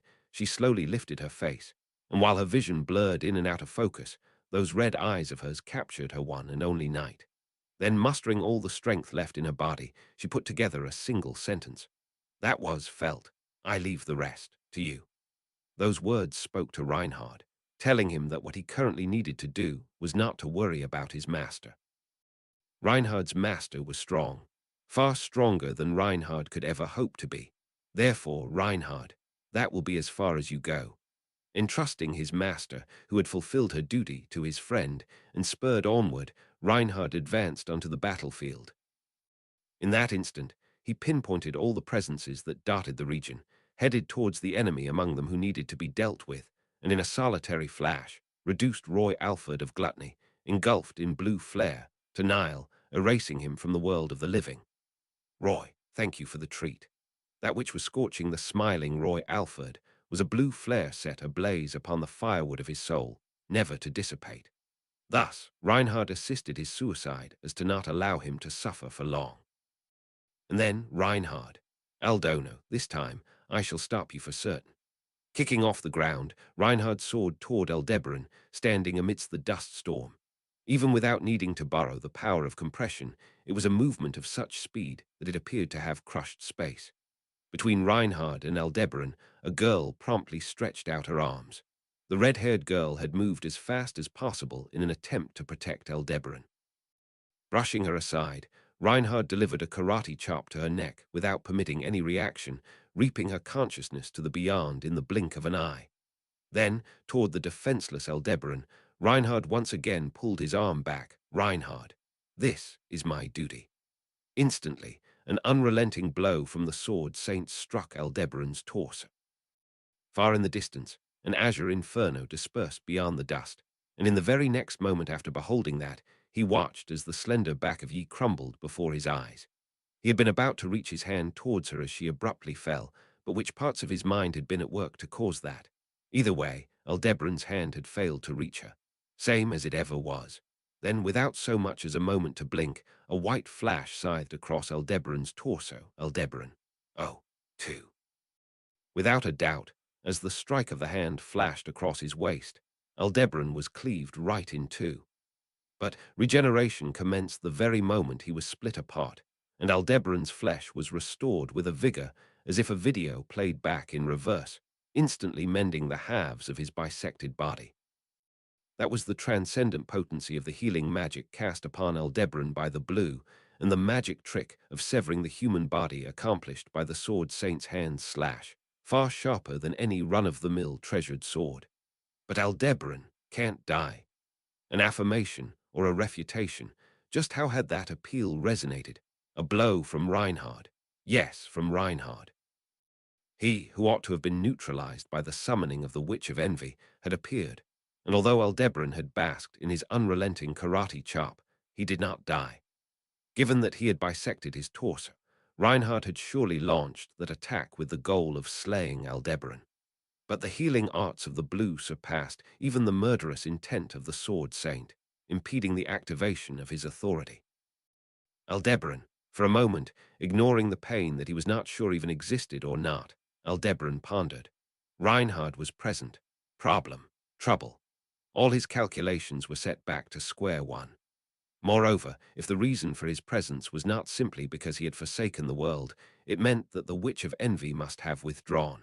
And if the Witch of Envy had withdrawn, it would have been because that which she had needed to silence had been lost. In other words, it was proof that Roy had broken the oath of his curse mark and had used his authority on the Witch of Tristisha, and he had done so fully aware that he would pay that penalty with his life. As an act of retribution for having been forced into submission, had the Sin Archbishop thrown away even his own life. Only one thing was certain: any chance of Aldebaran breaking through this situation with his own efforts had been severed. Aldebaran, HK. The possibility of gluttony had slipped through his fingers. Recognizing that fact, Aldebaran sparked his thoughts as he grit his teeth, resolving himself to use every last one of his actions from this point forth to break through this deadlock. Every breath, every pulse, every drop of sweat from his fingers, to none would he permit any futility. With that firm warning to his own soul, Aldebaran embraced the falling Yi. He embraced Yi. Aldebaran. Ah. This was right after Aldebaran had decided on what he must do. Fully utilizing every fraction of every instant from that moment forth, he would overcome this accident. That was what he had resolved in his heart. And yet, why had he reached towards Yi and embraced her? She had lost consciousness, and the odds that she was just masterfully playing dead was zero. Even if he were to hold Yi up, he would not be able to break through the situation. And yet, for what reason had Aldebaran Reinhard? You know it deep down, too. This will be as far as you go. As Aldebaran stood dumbfounded, failing to understand the meaning of even his own actions, Reinhard's voice, unimaginably healthy for one who had been engaged in a death ballet against the Witch of Envy, struck his ears. Reinhard was simply telling him to give up. This would be as far as he went. He was telling him. Aldebaran, well, you're also surely carrying a lot upon your back, Sword Saint, but it's not as if I started this with a resolve so cheap that I'd relinquish it at the drop of a hat. Reinhard. Aldebaran, it's not over, not yet. This is nothing. Don't you go thinking that I'd give up so easily. Putting up a brave front, Aldebaran glared at Reinhard. By surpassing his opponent in sheer intensity, he wished for at least one thing that his fingers could grasp onto. But in response to Aldebaran's vigor, Reinhard raised the hand he had used to slash him aloft and responded. The karate chop that the Sword Saint had performed to split Aldebaran in twain, that very hand was clutching something. Something that could not have possibly been there, a black orb woven by magic. Reinhard, even with this. Left speechless as he stared motionlessly with eyes wide open, Aldebaran realized that the Sword Saint's flash from earlier had not aimed for his life, but specifically for the bisection of his torso. With that as his target, Reinhard had done it. Believing in the power of the blue, he quite literally split his stomach open. And splitting Aldebaran's stomach, he had retrieved it. That which ought to have been discarded at the Grand Margalade Geyser, into the hole which led beyond this world, Aldebaran. But even so, it can't be broken. The shark had not worn off. Even so, he still possessed the initiative. Devised by the witch, it was a forbidden art that reliably sealed any who had been granted power by a witch factor. Even with Reinhard's absurd levels of power, even with the world-rending breath of a dragon, it could not be broken. Thus, no matter what happened, Aldebaran would not lift that seal, Reinhard. No, it's Subaru who sealed in here, isn't it? In that case, it can be drawn. Instantly, a torrent of power surpassing all normalcy quaked the atmosphere, and a shudder certainly ran through the world. That was simply how tremendously significant the drawing of this sword was, to the point that even the world was unable to ignore it. That was Reinhard. Dragon's sword reed. With that flash of impossible radiance, the small magic orb in the Sword Saint's hand was rent asunder. There is nobody who can defeat you, you whom I created. Those were the words of the witch, who had taught Aldebaran everything that he knew, and had bestowed upon him the name of the following star. Look at that. It is mine victory again. Those were the words of the Sun Princess, who had given meaning to Aldebaran's life outside of being a following star. Aldebaran, the foolish, powerless Aldebaran, had lost both of them, so despite being one who possessed an authority that was supposed to rectify erred choices, ultimately he had continued to choose the most half-hearted path. Only he would not allow the birth of the witch who would end the world. Everything had been for that purpose. Receiving the witch's teachings and acting in accordance with her wishes, he had attempted to kill the witch. He had failed. Meeting Priscilla and acting to make her the monarch, he had attempted to kill the witch. He had failed. Falling back on his initial resolve and acting to remove Natsuki Subaru, he had attempted to kill the witch. He had failed. Aldebaran, as a blinding light spilled forth, feeling his eyes being scorched even from behind his steel helmet, Aldebaran bore witness to the marvel of brute force taking place right before his eyes, and the result of that rule-defying power. The phenomenon brought about by one suprarational power was severed at the hands of another suprarational power, so when that which had been sealed was released, the only thing Aldebaran could do was to tighten his arm around the slender body in his embrace, as if having a tantrum. And then, HK. A faint respiration, when he by no means should have been able to hear, scratched at Aldebaran's consciousness. That was something which belonged to the silver-haired girl behind him, who had been wielding her strength to fend off the inundating flood, emitting a tremendously cold air to prevent the battlefield from being swallowed by the muddy stream. If that had been a lament for being unable to completely dam the rush of water, he could have endured it. If that had been a sigh of relief at Reinhard's arrival, he could have endured it. If that had been satisfaction for the abhorrent Aldebaran having been cornered, he could have endured it. But it was none of those things. That which her amethyst eyes had trained their gaze upon was but a single person. After all, no matter the time, Aldebaran would never be reflected in those eyes of hers.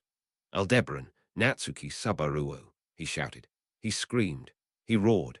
With a hoarse voice that quite literally seemed to spew forth blood, Aldebaran cried out that name. Emerging from within that light was a black-haired boy embracing a dress-clad great spirit, that unmistakable individual, with the vigor of having been liberated from the black orb, dropped to one knee upon the ground.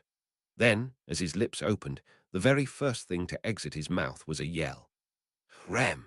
As if in response to that call, the sound of chains grated upon Aldebaran's eardrums. Rem loved Natsuki Subaru. This was an unshakable truth, one that Rem, even before fully regaining her memories, would have had to admit with reluctance. Or rather, whether she had memories or not, it was an inevitability that Rem would be attracted to Subaru, so frankly, what exactly had she been holding back for? Rem. No, that isn't right. That would be taking things a little too far, or rather, first of all, that would make it sound like I'd fall for that person, even if he never did anything for me right. Rem believed that her own feelings were nothing so convenient. Rather, Rem viewed herself as a fastidious, distrusting woman who would not easily open her heart. Even if she said so herself, she shuddered at how unapproachable of a girl she must have been. She was vastly different to the honest and compassionate Ram, or the cute Katia, whose true feelings were painfully obvious despite her abrasive attitude. Indeed, the original Rem had been an unapproachable girl with a poor attitude and ugly personality. Her perspective had been narrow, her world small, too preoccupied with guarding her own self-imposed sanctuary to spare a thought for others. And yet, Natsuki Subaru had stepped inside. Stepping in, trampling over it, taking her by the hand, and leading her out from there, Rem had fallen head over heels for him. Thus, those who had done so, and those who would go on to do so, would only continue to grow with time. Rem, still, among all of them, the fact that Rem was the very first one will never change. Rem had been the first one to recognize the greatness of Natsuki Subaru. Emilia may have been a worthy contender for that, but in terms of depth and weight, Rem would insist she was first. That too was something unshakable, something precious, tied to Natsuki Subaru. Rem, the mansion, the royal capital, and Flugel's great tree. The path that Rem, who loved Natsuki Subaru, had walked alongside him before she had lost her memories. Rem, the jungle, the fortress city, the imperial capital, and the coupled dragon carriages. The path that Rem, who had begun to love Natsuki Subaru, had walked alongside him after she had lost her memories. Rem, the past, present, and future. The path that Rem, who had fallen in love with Natsuki Subaru again, would walk alongside him now that she had regained her memories. Even without needing to be told by Yi so many times, Rem understood that it was too simplistic to lump all of that under the single word of love. Nevertheless, if asked the name of that which impelled her, the driving force of the hope that declared that, no matter what happened, she would have no regrets, then she could think of naught else but love. Because of love, Rem was able to believe in Natsuki Subaru. Because of love, Rem was able to devote herself to Natsuki Subaru. Because of love, Rem was able to yearn for the same future as Natsuki Subaru. Remni-sama, there is one thing I want to ask you. That was a conversation Rem had had before they went off to battle with a girl who, just like herself, was in love with Natsuki Subaru. Rem understood that she, too, was one who had met Natsuki Subaru and deviated from her original self. She was one who had found happiness in that fact and decided to walk alongside him on his thorny path. She was also one who knew of those eyes which were fixed straight ahead, looking at someone other than herself, the gaze of her beloved that she could not help but wish would turn toward her. Remni-sama, would you do anything to help Subaru? Afterward, Rem pondered over it. Just how much courage had it required to ask that question? Just how much deliberation did it take to convey the words she had prepared for that moment? And hypothetically, if Rem were to give an answer that failed to meet her expectations, just how much resolve, how many ideals would she have to bear as she walked that path alone? Rem, yes, of course. I am Subaru-kun's Rem, after all. That was why being able to respond to that without hesitation was something Rem was proud of beyond measure. In a way, it was a contest of whose feelings for Natsuki Subaru were stronger. And it was a hidden vow that she could never entrust to Emilia, the one he fell in love with. What would happen if that vow were to be fulfilled? The truth was, Rem had no clue. The only thing she knew was that it would help Natsuki Subaru know, to the contrary, that it would allow her to be the first among the many feelings Natsuki Subaru, that kind-hearted boy, would bear. To wish for more would be extravagant. Yet now that her memories had returned, she had become greedy, and even knowing it was extravagant, she yearned just a smidgen for what lay beyond. For example, once that boy was pushed forward by Rem and the others onto the path he walked, then she wished that he would feel the devotion of Rem and that girl, not just as a mere ripple on the surface of his heart, but as much more a great wave. That alone was Rem's. Rem. The moment his figure appeared beyond that white light, Rem's endearing sentiments shattered.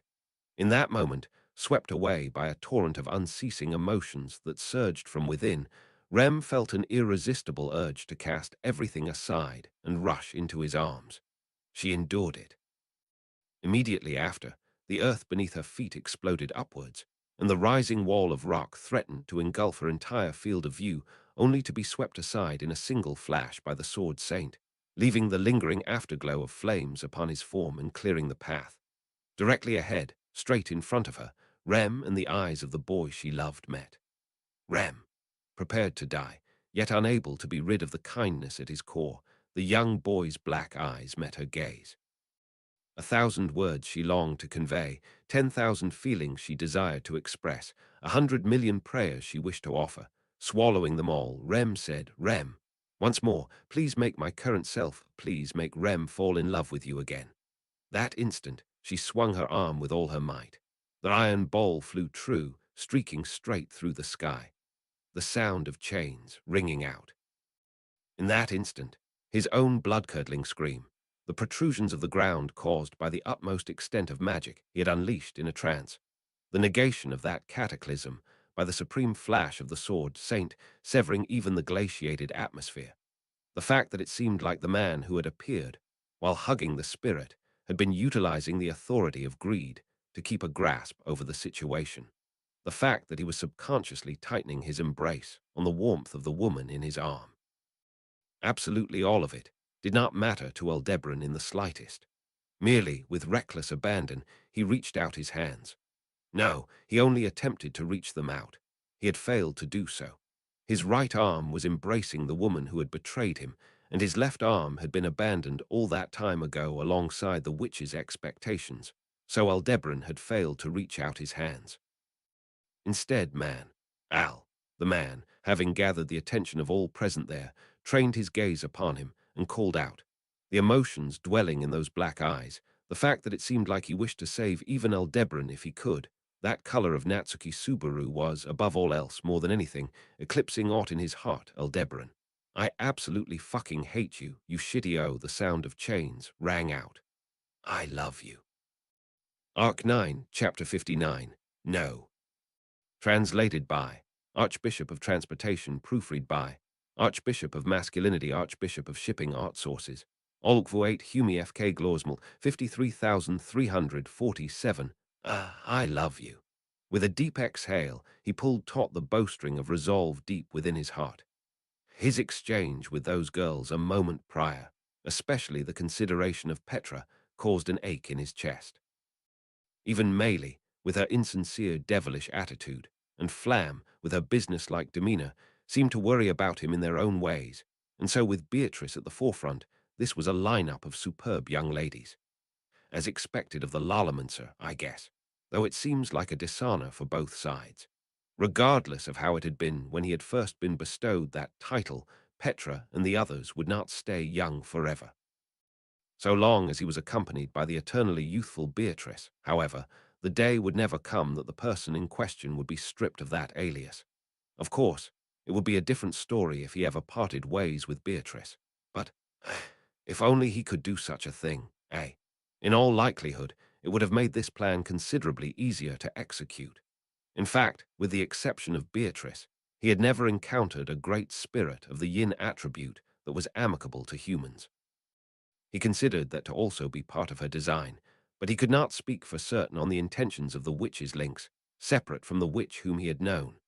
At any rate, as a specialist of the yin attribute, and considering her origins, there was a fear that Beatrice would be able to decipher an essential factor to the plan. And so, the timing was critical. Beatrice was soul-bound to the target through a contract, so he would have no choice but ensnare her in the forbidden art as well. As the sound of tension creaked, he could tell that the bowstring was being stretched tight.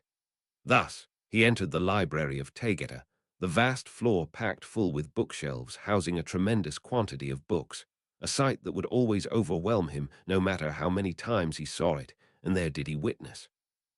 Murak. Receiving the full support of the Great Spirit, that man obtained the maximum effect of that brief incantation, and hopping on top of the tall bookshelf, he stealthily concealed a single volume. Even if he could tell it was a book from a distance, he could not discern just whose name was written upon its spine. The books of the dead in that library, aside from the titles, were all of the same appearance, with nary a distinction in their thickness. Upon consideration, it was a bit of a strange matter. There was no way that a child who succumbed to illness at the tender age of 5, and someone who died peacefully at the age of 100 after having lived a life full of ups and downs, would have books of the same thickness. There was no doubt that this library was a place that took advantage of Ard Lagner's properties, but it ought to have been the witch who had made them manifest in the form of books. In that case, why had the witch gone out of her way to create a library that was so difficult to comprehend?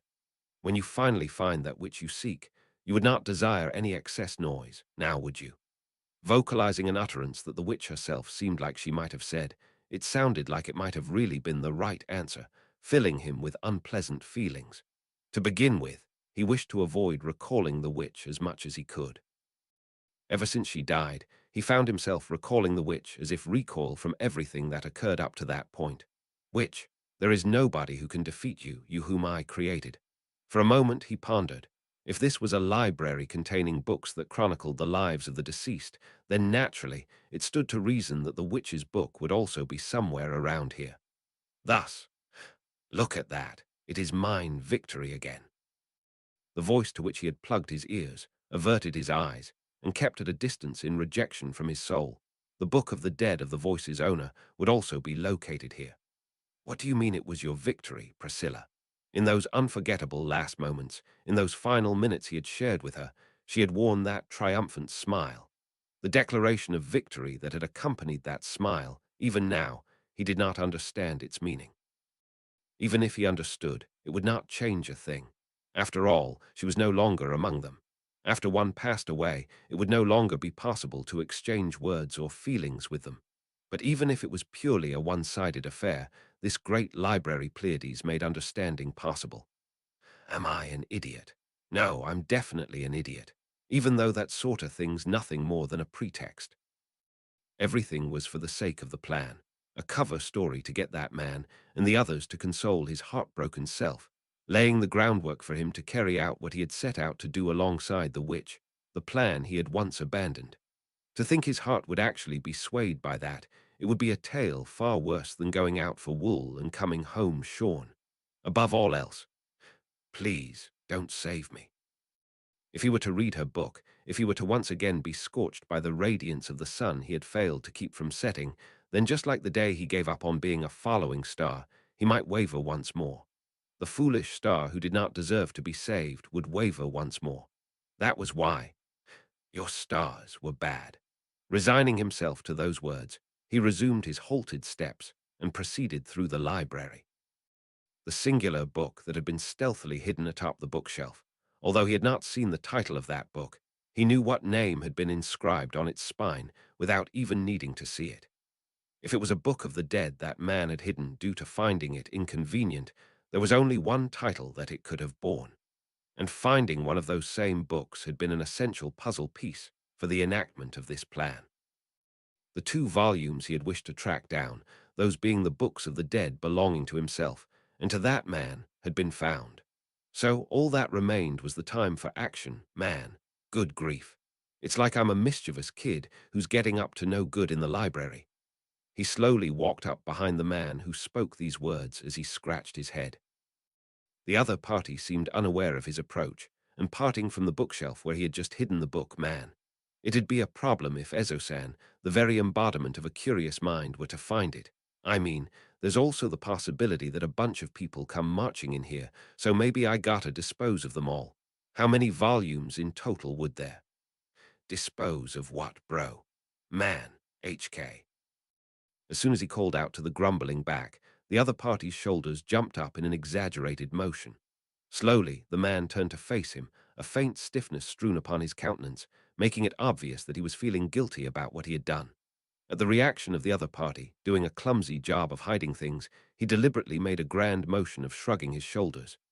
Oh, you're getting way too startled. I was just trying to make small talk. Man, yeah, sorry. Someone hearing you when you're talking to yourself is actually pretty embarrassing, you know. I get where you're coming from with that, but I find it troubling that you're making me out to be the bad guy, cause of that, yeah. Man, the bad guy, drawing back his chin as the other party inclined their head, he directed his attention to behind himself. Then, waddling over from that direction with lovely footsteps, approached Beatrice. She wedged her small body in between him and the other party, and while puffing up her cheeks, Beatrice, "Hey, you don't startle Subaru all of a sudden like that, in fact. Whenever Betty isn't watching, Subaru has what's known as a flea's heart, I suppose." A flea's heart. Really, bro does. I didn't take him for that sorta guy, though. Man, if that evaluation's based on my boldness and audacity, I'll gladly take it in stride. But what the hell did you see in me to make you think that way? Let's see. Well, bro, I might actually know a lot more about you than you think, you know. Responding to the words of the man, who patted the head of Beatrice as she came to his defense, he took a moment to think before keeping it to a relatively harmless answer. If he mentioned any further information than what he had brought up just now, that was the fact that he even knew about his inferiority complex and complicated crossroads with his parents before coming to this world. Just what would he think? Of course, he would never do anything so foolish. He had been urged by those impulsive feelings many times, but on those occasions, he would endure it by fiddling with the metal fixtures on his helmet. A routine for when he went into deep thought, the metallic clank that warned him against forgetting about the plan. Beatrice, that is rather interesting, in fact. It is quite shameless to claim such knowledge about Subaru before Betty, I suppose. You're making light of the sweet relationship between spirit and contractor, in fact. It's precisely because it's sweet. Good grief, sorry for getting in the way of your passionate honeymoon. As he clicked and clacked the joints of his helmet, Beatrice stood with her arms crossed, thoroughly offended. Shrugging his shoulders in an effort to not upset her, the other party awkwardly scratched his cheek. Man, nah, don't worry about it. Biko and I get all lovey-dovey whenever time allows it, and right now, well, see. We've got to prioritize the library, don't we? Thank you for accommodating me on everything, yeah. No, seriously, no joke. Let me thank you again. Even if it's just 3 days, it must have been troublesome to set aside this time for me. Biko-chan, I'm sorry for bringing Bro along with me. Thanks for coming with us. Beatrice, Betty and Subaru are one, so it is a matter of course that we are together, I suppose. Also, Betty is not so benevolent as to repeat the same warning many times, I suppose. Correct it by yourself, in fact.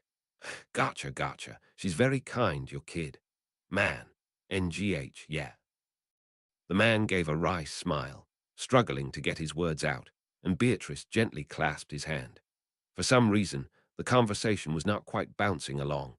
Though it brought him no joy, he and the other party had good, responsive chemistry, and the tempo of their back-and-forth ball game of a conversation ought to have flowed smoothly. For it to have become this stilted was perhaps because he had thought something inconvenient had been spotted. Perhaps it was because he had concealed a book different from the one he had expected. For instance, could it have been one of the 2 volumes he had envisioned just earlier? Man, Al, how are you feeling? What kind of question is that? It's like you're the parent of an adolescent who's struggling to get a grasp on a sense of distance. As you can see, no results just yet. I thought that it might be possible in 3 days, but man, I'm really at a loss with this number of books.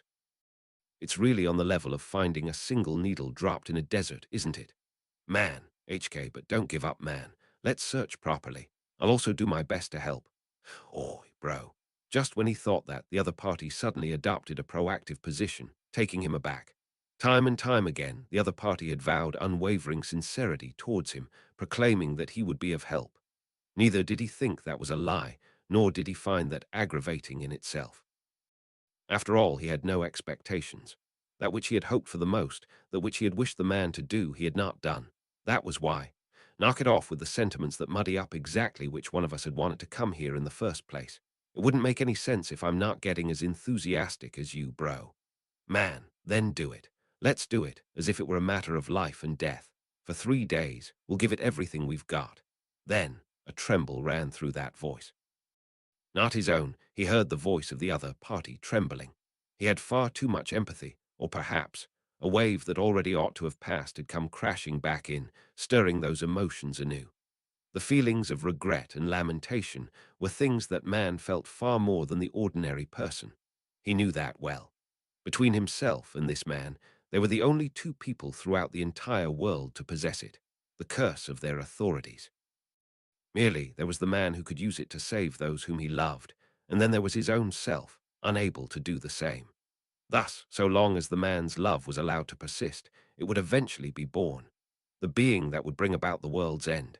In order to prevent that, at the very least, he would need to fulfill the duty of the following star, Beatrice, Subaru. Holding hands with the man who had cast his head down, his voice trembling, Beatrice quietly called his name. The emotions filling that call were tranquil, and contrary to her cute appearance, there was a mystical solemnity that seemed to prove that she, too, was a great spirit who had lived for quite a long time. Man. At the address of the great spirit, the person in question held his breath, giving no response. Witnessing that reaction, he fiddled again with the fixtures on his helmet and decided. After another comment or two, finishing the verbal rally, he would begin. As the other party had stated, they would be searching the library in this tower for a period of 3 days. The more of that time limit he depleted, the more his head would start to wander elsewhere. Ergo, he would take action before that could happen. Man, 3 days, is that not good enough?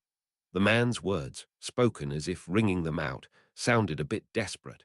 Was that perhaps a reflection that he was also getting a bit nervous? It made him think for a bit. If he did find the Book of the Dead across a 3-day search and could fully glean the emotions that woman who was no longer among them had left behind in her final moments, what might happen? He could say it with certainty. It would not change a thing. These wounds would never be healed, and this pain would never fade. To begin with, he desired no such thing. And so, in response to the question the other party had hurled his way, Despite knowing that it would be a complete divergence from what he had actually been asked, he deliberately answered with the following. Your stars were bad. Even for himself, it was unclear whether he viewed those stars through a positive or negative gaze. Present in this place were two stars, the Pleiades and Aldebaran, Subaru and Rigel, and as they faced off, it was unclear who was being condemned as at fault, and who was being consoled as having done nothing wrong, even for himself. Aldebaran. He had gotten far too emotional. He had also done a poor job in keeping the conversational rally going this time. If he kept going like that, he would quite likely get drawn in and find himself uttering something that could be perceived as suspicious. He had already decided. He would do it on the next one, he had decided. The other party who had fallen silent, the man who had been named for the stars, and bestowed the names of the stars, after he finished his next remark it would commence. Passing Mana through his gate, formulating the technique, he opened up the entryway for the forbidden art. Then Subaru, Al. Then his eyes met with Natsuki Subaru's, a face on the verge of tears. Subaru, Al Shamak. An incantation, one not of his own. He understood. Once again in the battle he had needed to win no matter what, Aldebaran had been defeated. Look at that, it is mine victory again.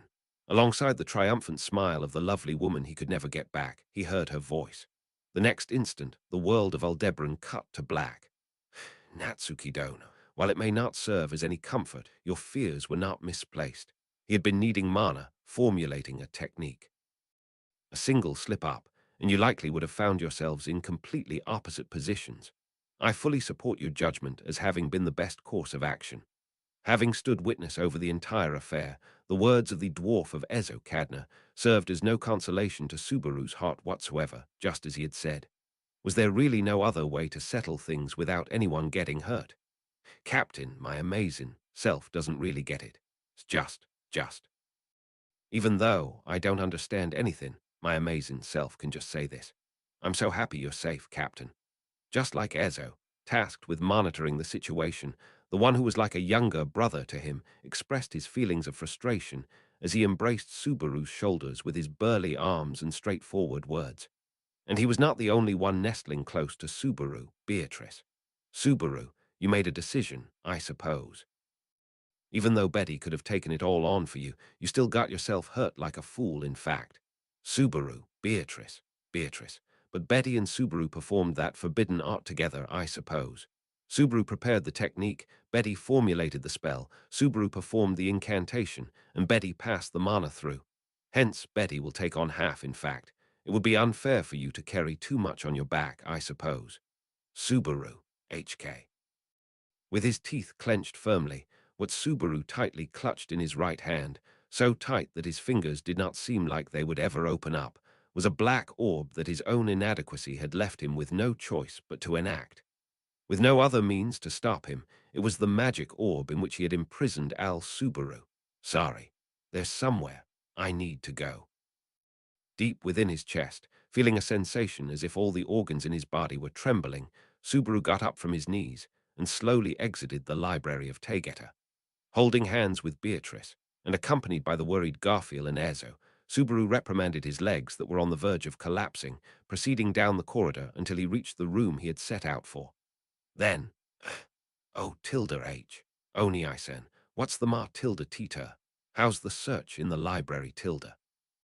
Seeing Subaru as he appeared in the entrance, both Meili, resting on a barrel in a corner of the room, and the small crimson scorpion, seated on her hair, inclined their heads in unison. The sight of her safe and sound, acting in her usual cheeky manner, was something that struck his heart, but more than that. Subaru, what's the matter? Did you forget something? Hearing Meili's voice, the girl who had been facing the other way turned to his direction. Using a cooking utensil with a magic stone to stir the pot, she blinked her round eyes as they reflected Subaru. Subaru. Ah, laying his eyes upon that girl, Subaru's body and soul reflexively tensed up. After seeming a bit puzzled for a moment, she immediately stretched out her folded legs and asked, Subaru. Then, facing Subaru directly as he walked forward with unsteady, tottering steps, girl, Beatrice Jan, did something happen? For some reason, Subaru is. Beatrice, something did happen, I suppose. But Betty shall not say what in fact, merely, it seems like he had an overwhelming urge to see Petra right now, I suppose. Girl, me. Confused, the girl Petra wore a look of surprise at Beatrice's answer.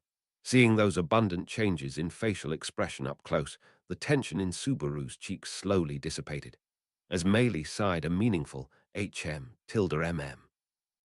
Behind him, Subaru gazed at Petra head-on, and after a moment of hesitation, Subaru, Petra, this is gonna sound strange, but can I hug you? Petra, well, you can hug me without even needing to ask. Actually, you shouldn't do that. Just thinking about it makes my heart pound and seem like it's going to burst. And as Petra smiled mischievously, before she could finish giving her gentle reply, Subaru reached his arms out and pulled her body close, embracing her within his chest. Petra, At the sudden embrace, Petra could not hide her confusion.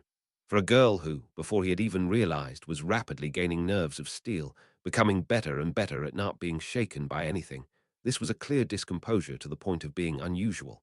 But there was not a single person here who would make fun of that fact. After all, Petra, hey, Subaru, are you okay? A hand reached out from within his chest, softly caressing Subaru's cheek. At the question of the girl right before his eyes, so close that they could feel each other's breaths, a distance where even the beating of their hearts collided, Subaru swallowed his breath and forced a smile. Subaru, of course I'm okay. After all, he had to have been. After all, Petra was here, doing so well like this. And it was not just Petra. Beatrice, Garfield, Maylie, Ezzo, and Flam, they were all unharmed. Everyone in the tower, everyone who did not come to the tower, they were all safe. Everything bad that had transpired, all of it had been made to have never happened. Of course, it was not as though he knew everything that had occurred, and he also knew that not all of it had been bad. There had been confrontation and reconciliation, there had been betrayal and fellowship, there had been curses and vows, there had been hatred and love, there had been Aldebaran and Natsuki Subaru. Subaru, maybe I'm not okay. While embracing Petra, he caught a glimpse of the magic orb still clenched in his hand, spilling that murmur.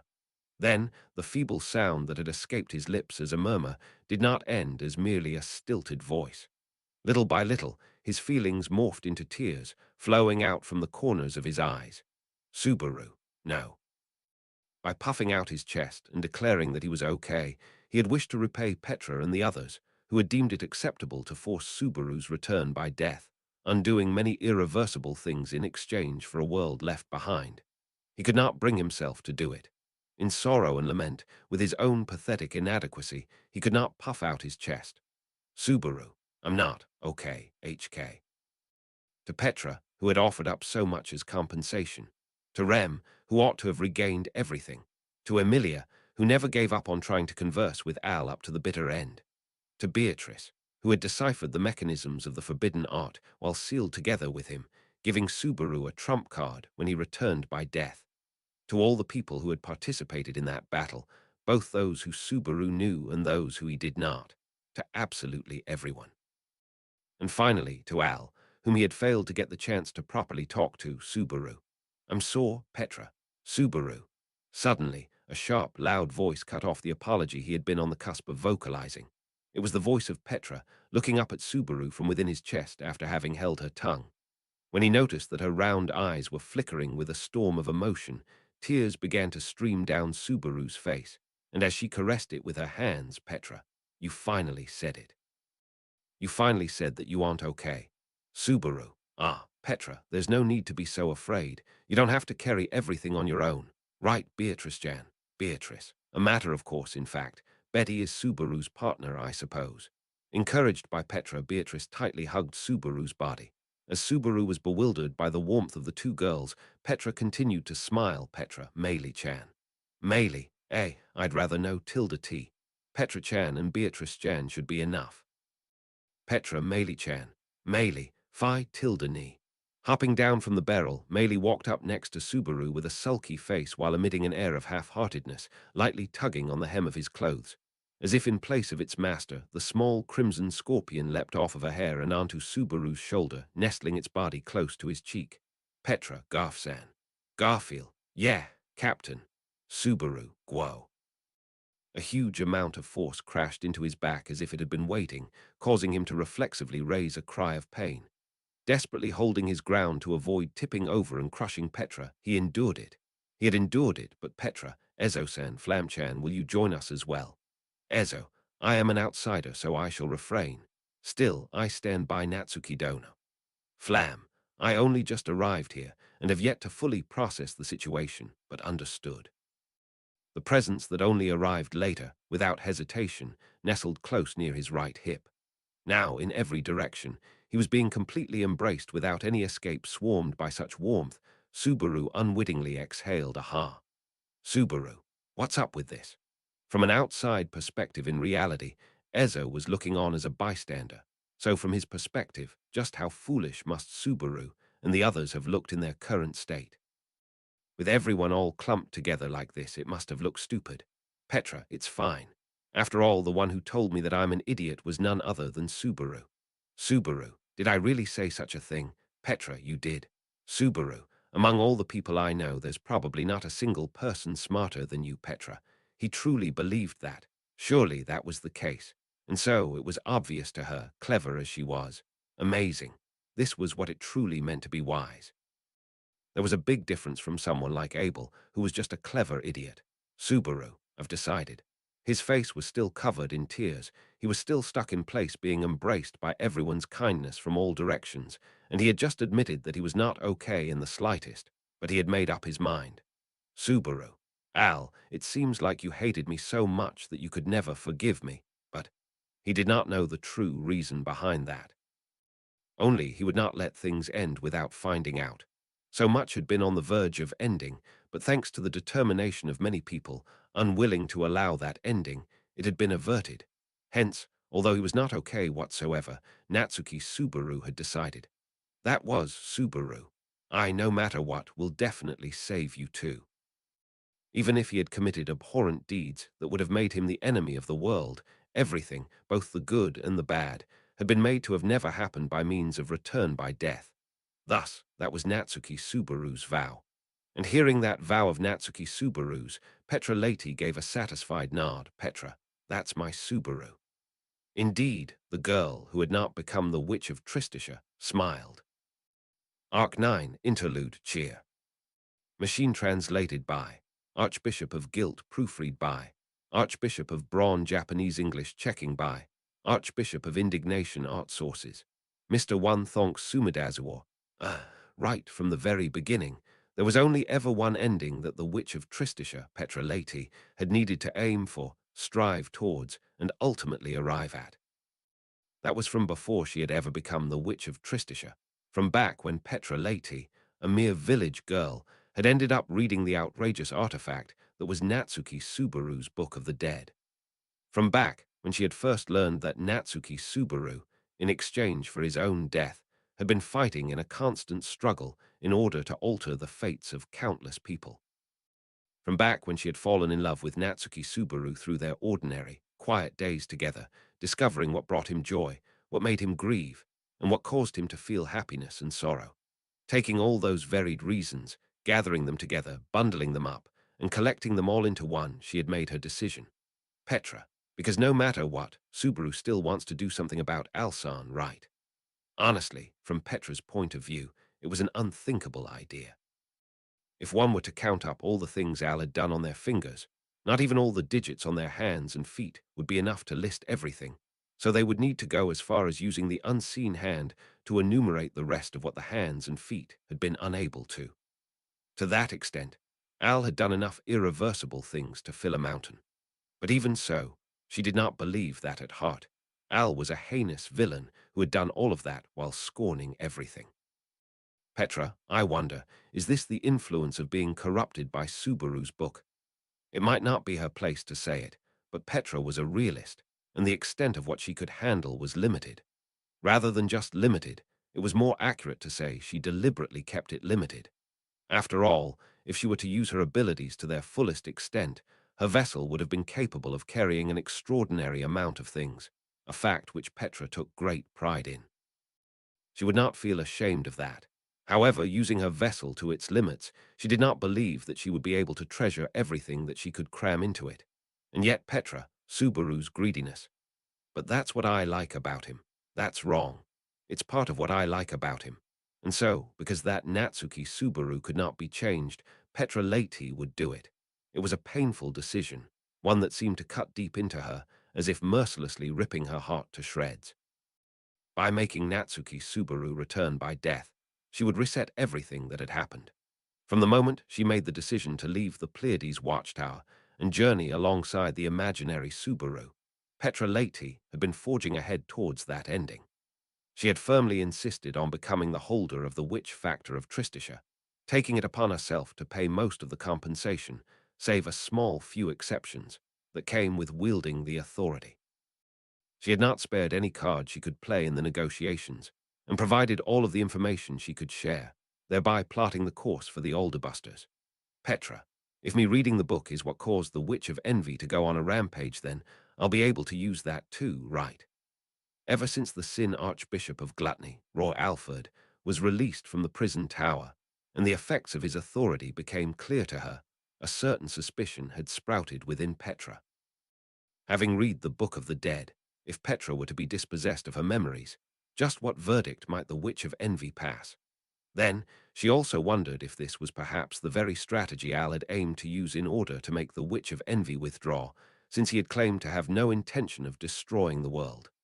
Hence, when Roy Alford was defeated by the combined might of the Alderbusters, while he was tied up and barely clinging onto life, she had made a promise with him. Petra, if you want to eat me, I'll give you a chance. Of course, this was a promise she intended to break without remorse if he had not been willing to keep it. Corrupted by Natsuki Subaru, Petra had become an outlaw who bore no reservations whatsoever about breaking the promises she had made with people she disliked. Moreover, in preparation for when that unlikely event came to pass, she had secured a reliable ally. Petra, Remni Sama, is truly amazing. With sincerity, even when setting aside the tremendous bias from Natsuki Subaru's influence, she believed this. Rem had uncovered Subaru's return by death back then. It was turning back time. But even if the impetus for that was Ramjir explaining the true nature of Al's authority, she had pieced it together on her own. On her own, Rem had come to the realization that Natsuki Subaru was a person who had always continued to fight by sacrificing his own life. Though the thought of that had made her happy, she also felt devastated. Petra, but that's why I can entrust it to Remni Sama.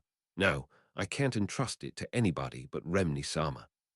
No matter how many wonderful things happened along the way, no matter how many unrelinquishable feelings she gained, Petra Leite had resolved herself to overturn everything and make it so that none of it had ever happened. And true to that, even Rem, who had at long last regained her name and memories, and had thus truly returned home to them all, would be erased and disappear. Knowing that full well and still determined to go through with it, Petra had an obligation to get Rem involved. They were kindred souls that knew they were going to be erased, who in spite of that were fellow women who, from the bottom of their hearts, wished for the person they loved most to not lose even a single thing. She could have only ever entrusted this to someone who truly believed that there was no other way, one who was willing to give up everything for love. Such a terrible thing could have never been entrusted to someone who, if they believed a better solution might exist somewhere, would relentlessly search for it until the very last moment. That was why Petra and Rem were the ones who would carry this through. Petra, Subaru, Emilian Isama, I know you must be so tired. I'm sorry. But I'm going to wind up being a burden too. I'm sorry. All the thanks I'd wanted to say could never be enough. Thank you. Thank you in the truest sense of the word. That is what she had wished to convey. Knowing everything that she did from having read the Book of the Dead, Petra Leite had wished to assist both Emilia, who was walking down a thorny path, and Natsuki Subaru, who had chosen to work himself to the bone in order to support her. That would not come true. No matter how hard she tried, Petra Leite would always be a mere village girl who knew absolutely nothing at all. That would be frustrating, it would be miserable, and no matter how many thank yous and sorries she said, it would never be enough. Even so, Petra, I wonder, did I really do everything I could? Given the constraints in her situation, had she not done the absolute extent of what she was capable of? Al had prepared an all-star lineup to ensure he would not lose, and yet she had only been granted a single chance of trial and error in order to overcome him. There were limits to how unfair it could be, but she had done it. She had pulled it off, though she had been a little taken aback when Arto, stripped of his memories, had joined the fray midway. But everything, every single bit, had been thanks to everyone joining together. Petra, hee, I'm pretty amazing, aren't I? Think you're going to fall for me now? Yeah, seems like I might. Slightly inclining her head, she greeted him with the cutest face she could put on. At Petra's adorable gesture and question, the imaginary Subaru blushed in a shy manner. Was this just a deception that Petra had wanted him to say? Or was it genuine enough that even the real him would actually say it? Petra. Well, since I'm about to disappear, I might as well interpret it in the way that's most convenient for me. She gently reached out, placing her hand over his intangible one, entwining their fingers. A phantasmal perk to this degree could surely be allowed. She had worked so hard after all. Subaru, by the way, can I ask you something? I mean, it's kind of weird for me to be asking, considering my position. Petra, Tilda, what is it? Subaru. Even before Clinsan passed the witch factor down to you, just one time, Petra, you paid some compensation for the traversal. But you never told me what it was, did you? I've just been wondering what it could have been. Petra, since I didn't tell you, why not just leave it at that? Subaru, don't be so cruel. Even his pathetic expression looked cute, so Petra let out a small chuckle. But as expected, imaginary or not, Subaru was still Subaru. Even if he was a resident of her mind, he would not take liberties with what Petra had kept hidden from him, those things which she did not wish for him to see or know. Relieved by that, Petra stuck out her tongue in a playful manner, and Petra, it's a Tilda secret. That made the imaginary Subaru put on a sullen look, but Petra wanted to keep it a secret. It should be fine to have at least one maiden secret that she would not show even to the imaginary Subaru. And besides, this particular maiden secret had just a touch of girlish cunning. Back then, to Clind, Petra had offered a certain possibility of hers as compensation. That was Petra, the possibility of me becoming Subaru's bride. The surprise on Clind's face when he learned of Petra's resolve had been truly remarkable. Bearing a weighty history as a dragonkin, the eyes with which Clind had looked upon Petra as she sacrificed that potentiality of hers contained a reaction overcome with such deep emotion that she would never be able to forget it. That was precisely why she had felt so apologetic. After all, it was that compensation that had convinced Petra. Petra, if I could offer that as compensation, then the possibility of that future truly does exist for me. Considering the abilities of the witch factor of Tristisha, it would be more accurate to say that Petra had offered up part of her ability to exert influence over the world. Specifically, the various efforts she would have needed to make in order to secure a future in which she married Subaru. But such details meant nothing to Petra at that moment. What mattered was to believe in a future in which Petra Leti would become Natsuki Subaru's bride.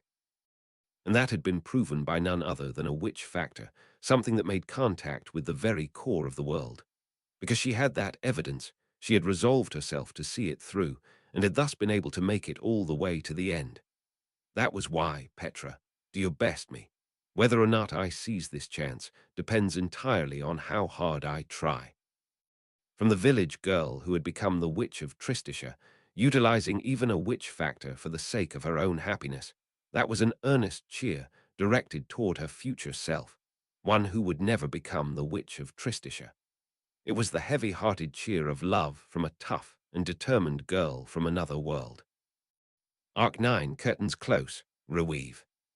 TL note: the original title of this chapter is Reweave, written in English.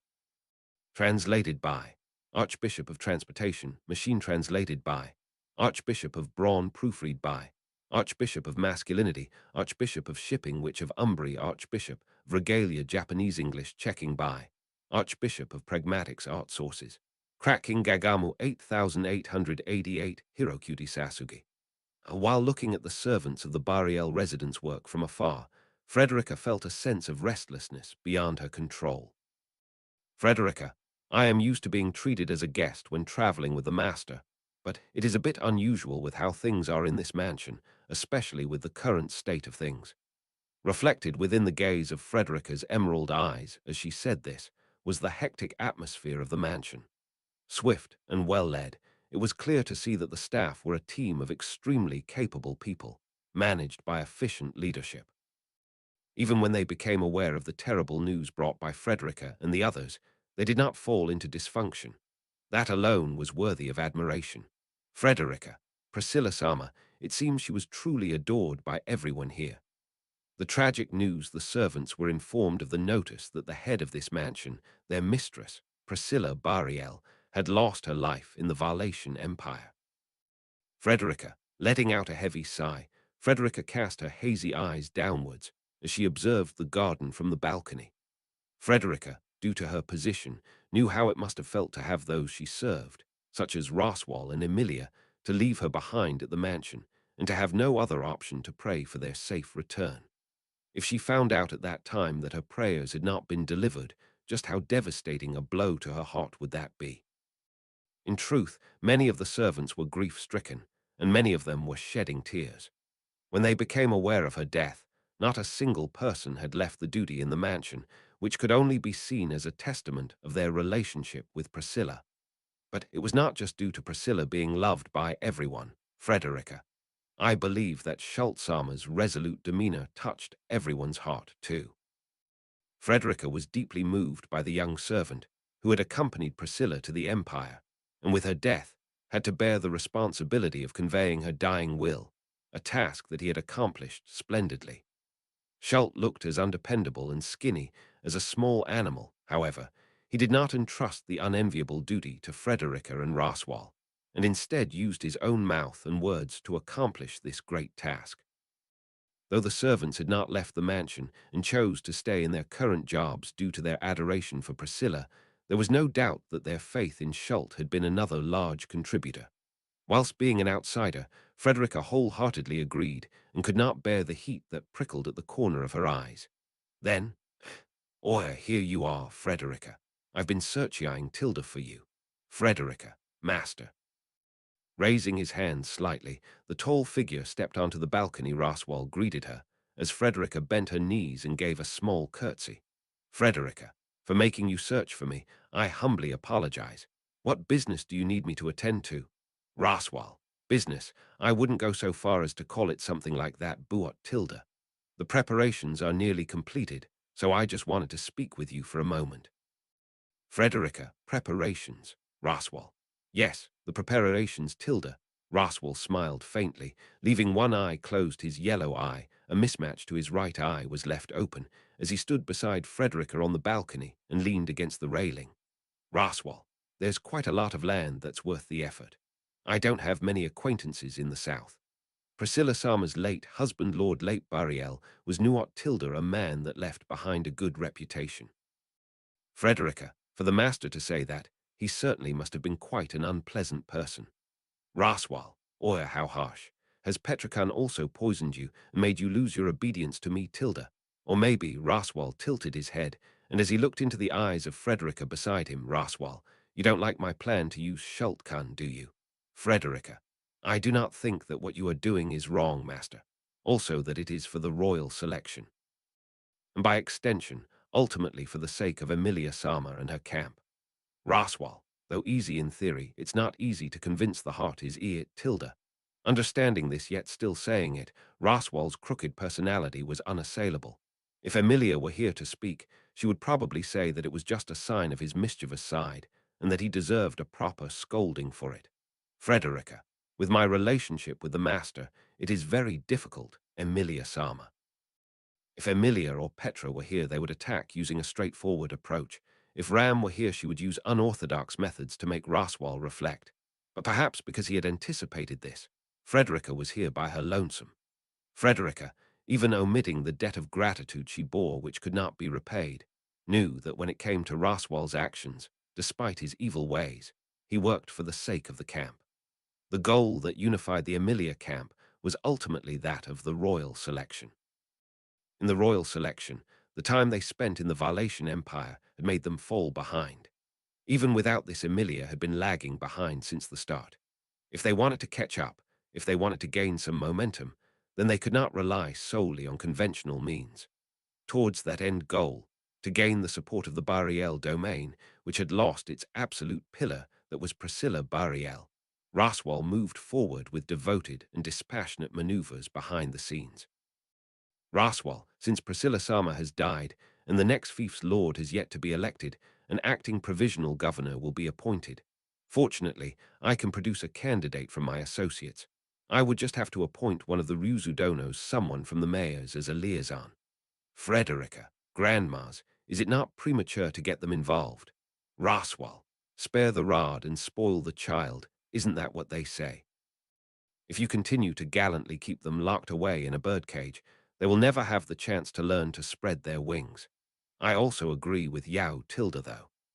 As Roswell steadily and dispassionately filled in the holes in his plan, Frederica doubted if Amelia's criticisms of Roswell were true, if his evil actions were just a pretense, or if he truly was as much of a villain as he appeared to be.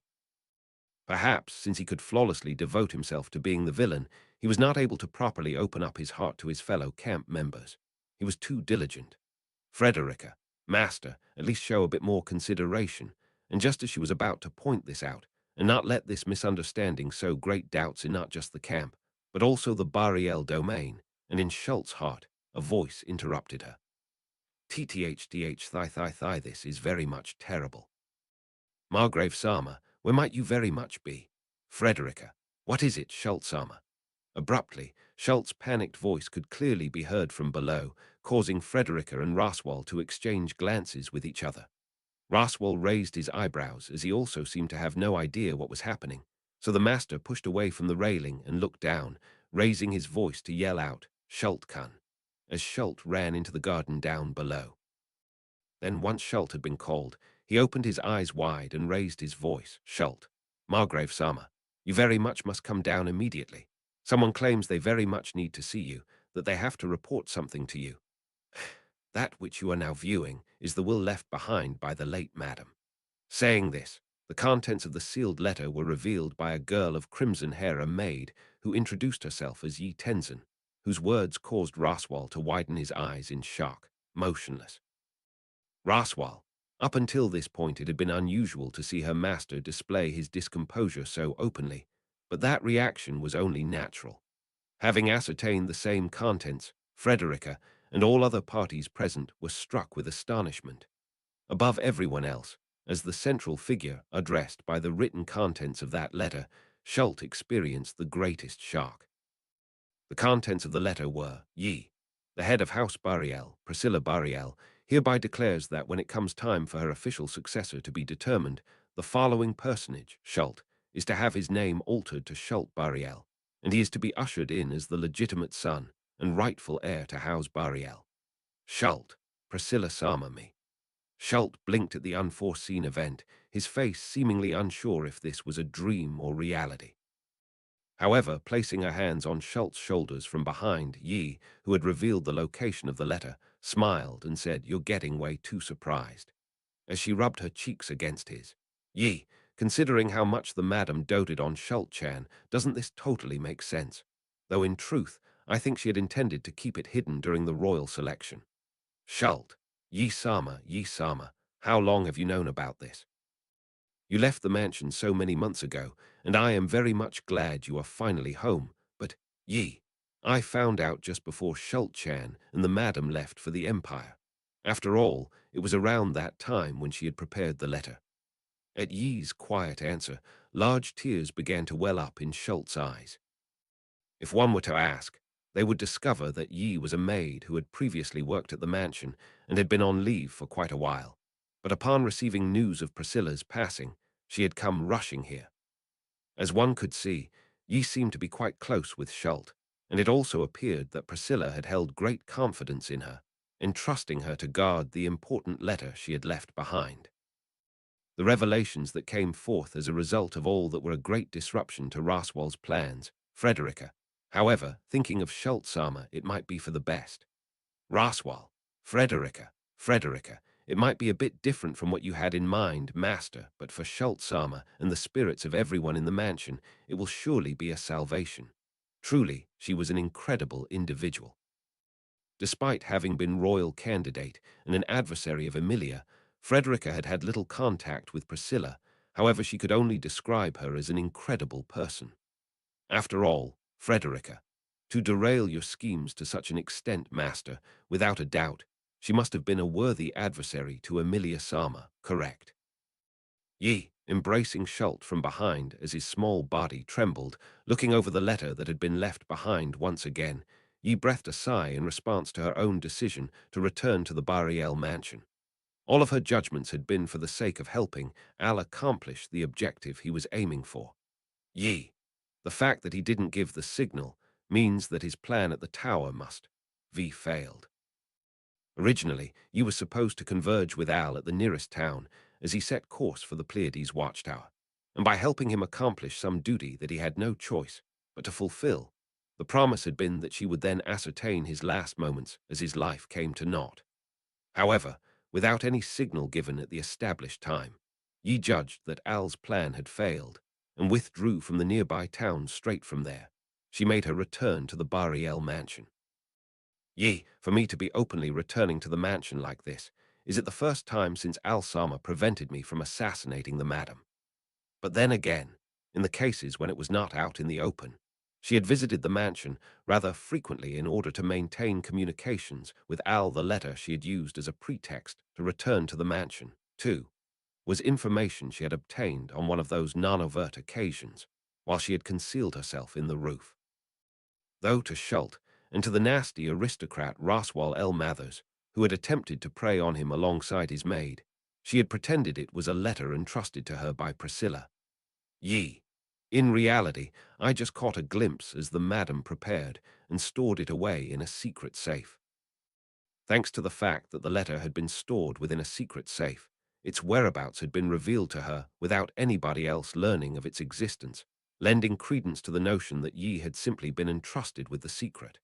For that reason, she felt a little guilty capitalizing on Priscilla's death. But madam, were you truly not aware that I had been watching? In all honesty, even Yi could not find a clear answer to that mystery. Priscilla had prepared the letter to officially adopt Schult just before venturing to the Empire, storing it in the safe at around the same time, but regardless of having been Yi's master for a period of time, her perception was not to be made light of. That fierce woman of character, possessing eyes that seemed to peer into the hearts of others, had she truly believed that Yi had not been present? Utilize this letter skillfully and have it serve your own interests. Take the opportunity to save Schult as well. Perhaps it was with such an arrangement in mind that Priscilla had hidden that letter in a secret safe, one that nobody, save for Yi, having concealed herself in the roof, would have been capable of finding without turning the mansion inside out. Either way, Yi, I shall do so, madam. I must wait for Al-Sama, after all. Choosing to take advantage of Priscilla's kindness, Yi had returned to the mansion for that purpose. As mentioned previously, Al had not given the signal to go ahead with the plan. Likely he had failed at the watchtower, and the plan had fallen into a state where it would be difficult to carry out. But Al would not die. He was alive. Yi, after all, Al-Sama is a monster. Al would not die, he could not be killed. Because he was such a monster, Yi obeyed him. It was all in order to ascertain that he fulfilled his objective and died in satisfaction, to ascertain the disappearance of the being who had taught her dread. For that purpose, she would keep Schult at a distance from the Emilia camp. If something had happened to Al, the Emilia camp, who had accompanied him to the watchtower, would have been involved. She had no choice but to prepare for when he broke free, remaining in a location where mobilization was possible at any time. Hence Yi, Schult-chan, let's carry on the madam's wishes together. It's all right. After all, from now on I'll also return to the mansion and help you however I can, Schult-chan. Schult, Yi-sama, yes, yes, of course. I will very much try to live up to Priscilla-sama's expectations. I very much wish for Yi-sama to help me with that. At the determination of the upfront and adorable Schult now, of the boy who had become Schult Bariel, Yi showed an exaggerated look of delight in her eyes, and the other servants were deeply moved to the point of tears. The maid accompanying Roswell also wiped a tear from the corner of her eye, touched by his courageousness. The Margrave was making an indistinct expression, as if his expectations had been off the mark, but taking that as proof that Priscilla had still managed to exceed someone's expectations post-mortem, it was quite satisfying. Indeed, Priscilla had been a worthwhile master to serve. That alone was the truth. Schult, I'll very much do my best. After all, when Al-Sama and Heinkel-sama finally return, I very much wish to present them with an admirable appearance. But as Schult got red in the face with such enthusiasm, Yi hesitated on how to respond. Al's return was something that Yi was also awaiting. But when it came to Heinkel Yi, for Heinkel-sama to return, it might be a little bit difficult tilde. Heinkel, Gwawa. Crashing to the ground following a feeling of suspension, Heinkel raised a deep shout. After groaning for a bit, he slowly moved his limbs around, undoing his restraints. Gaining freedom from the fine threads that had bound his wrists and ankles, he grasped a sense of liberty for the first time in a while. Heinkel, piece of shit. In a manner most loathsome, he spat out words as if to curse the misfortune that had befallen him. The one who had tied Heinkel up, leaving him in a small hut in a forest that nobody would visit, was a girl named Yi who had declared herself to be one of Aldebaran's accomplices. There was some incomprehensible history about her being a former maid who served Priscilla while simultaneously being an assassin sent to kill her, and she had tempted Heinkel, saying that if he helped Aldebaran, he would get the chance to obtain that which he desired most, the dragon's blood. She had tempted him, and yet... Heinkel, gotta be fucking kidding me, saying the plan failed the moment there was no contact from that Aldebaran guy. In the end, as Heinkel sought explanations and the continuance of the plan, she mercilessly kicked in his knees and elbowed him, tying him up as he bled from the nose, before promptly disappearing on her own. From Heinkel's perspective, he had done nothing to deserve being left hanging like this. Heinkel, each and every one of them, HK. Upon the death of Priscilla, whom he had been counting on, he turned to Emilia as his next recourse, only to be rejected, and when he reached out to grasp the hand Aldebaran had offered him, the hand shook him off, casting him down into hell. As a result, Heinkel's prospects had circled back to the dead end they had been at before the start of the royal selection. Heinkel, but even so, he could not give up. He could not bring himself to give up. Not once had he ever been able to give up. Heinkel shit. Shakily standing back up, he wiped his dried nosebleed on his sleeve and began to walk. He knew not where those legs would take him, but even without a destination, he could not bear to halt his tracks. After all, Heinkel Astria was a husband and a father. Heinkel, just you wait, Luana Reinhard. I'll, falteringly dragging his feet along, with his hand placed on the hilt of the sword hanging by his waist. Heinkel pressed forth. He had no destination. All he had were his prayers, worn out and rusted over after many long years of endurance. Subaru. In the end, I'm sorry about all this commotion, Ezo-san. Ezo, no, it was unavoidable. I also understand that your circumstances have changed. For now, I shall remain here until other personnel arrive as a replacement, but if necessary, I can always provide a testimony. Subaru. That'd be a huge help, truly. Speaking these words softly, Subaru bowed his head to Ezo's gentlemanly reception. The location was the 5th floor of the Pleiades watchtower, the expansive area just before the Grand Gate. There, Subaru's group had completed their preparations to disembark once again, seeking to depart from the tower as soon as possible. After a meager half-day sojourn, it was an early morning departure awaiting the dawn outside the tower. Meili, it seems a little like you guys are always in such a sh, Oni-san. I wonder, couldn't we return from the tower a bit more quietly? Beatrice, you can say that again, I suppose. Last time he was sent to the Empire, and this time it's such an abrupt round trip, in fact. Petra, that isn't Subaru's fault. The one who's to blame for everything is Alsan, geez. What are we even going to say to Schult-kun, stupid Alsan? Quietly exchanging those final comments were the girls of the returning group. Naturally, each of them had their own reservations about things having turned out like this, about this mere half-day sojourn, about the situation of them needing to hastily depart, and about the one who had caused those circumstances. Only for Subaru, it was painful that the person who had caused it kept receiving blame. Garfield, Captain, I've gone and loaded all the luggage into Dragon carriage. We can get going whenever. Thereupon, slightly opening the grand gate, Garfield returned from outside and called out. Having gone a step ahead by loading up the dragon carriage with all of their belongings, he knitted his brow at Subaru, who had raised his hand. Garfield, your mug is looking real stingy, Captain, though I get that you're frettin', same like Roriji's deep-cut nail. Subaru, I know that you're trying to encourage me, but I don't really get it. Deep cut nail, Roraji. Garfield, it don't really matter. You can't change something once it's happened. And so, it's a matter of what you can do from here on out, yeah. My amazing self will help you in any way I can. Flashing his fangs, Garfield vigorously clapped Subaru on the shoulder. Under that force, Subaru thought his frail shoulders might shatter, but those sentiments filled him with joy 100 times greater. Besides, it was as Garfield had said, what mattered was what he had decided to do from this point forward. Subaru, I'm going to find out just what exactly it is that I've decided to carry. With those words, Subaru placed his hand over his chest, touching the magic orb hanging around his neck. He declared his resolve. When Subaru and Beatrice had been sealed in a magic sphere similar to this one, it was not as though he had clear knowledge of all the details concerning the massive, colossal battle that Al had incited. Subaru, the interior of the magic orb had been dark, difficult to maneuver inside, and kept him in a dreamlike state of mind that made it unclear whether he was conscious or not, as if he had returned to being a fetus submerged in the amniotic fluid of his mother's womb. Inside, Subaru's sense of what was reality or dream was hazy, leaving him unable to say anything for certain.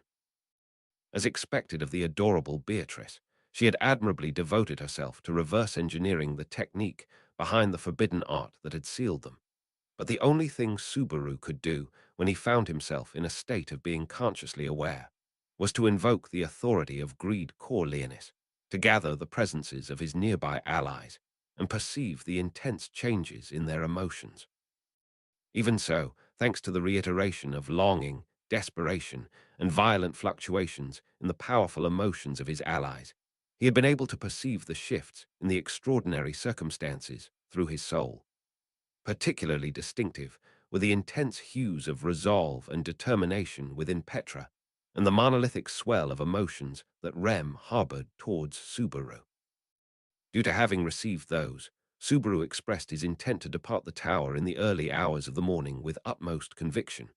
Originally, their purpose for visiting the Pleiades watchtower had been for the sake of Al, so upon finding out that it had just been a pretext from him, any reason to remain there was lost. But not only that, Petra. There's a way for the Sin Archbishop of Gluttony to properly throw up the things he's eaten right. Subaru. Yeah. And present within are the people who have been devoured until now, including Rem's name and memories. In response to the words of Petra, who had likely gotten the best use out of the authority of gluttony in her strategy during the loop before he had returned by death, Subaru gave a deep nod. In that moment, without even the chance for words to be exchanged, Rem, with eyes which seemed to comprehend it all, had driven her morning star into Subaru. Splendidly wielding the spiked iron ball that Subaru had kept polished every day, she had certainly regained her sense of self. Beyond any shadow of a doubt, that was the result of Gluttony's involvement. That was the conviction he held, and furthermore, Gluttony had already been apprehended. There existed no reason to not thoroughly pressure him and force him to vomit up everything that had been eaten. And so, for the sake of those direct negotiations as well, Subaru, let's get going, off to the nostalgic royal capital. We'll confront Gluttony and make him hurl everything up. And besides, it seems like I can't keep remaining indifferent to the history of the kingdom and to the history of this world for any longer. Clutching the magic orb in his fingers and thinking of Al sealed within, Subaru admonished himself. In response to Subaru's declaration of resolve, Beatrice held his hand as she stood by his side. Garfield stroked his fang with his finger, and Maylie shrugged her shoulders with a small crimson scorpion sitting atop them. Then, as Petra donned a dignified and resolute smile, Subaru received her gaze.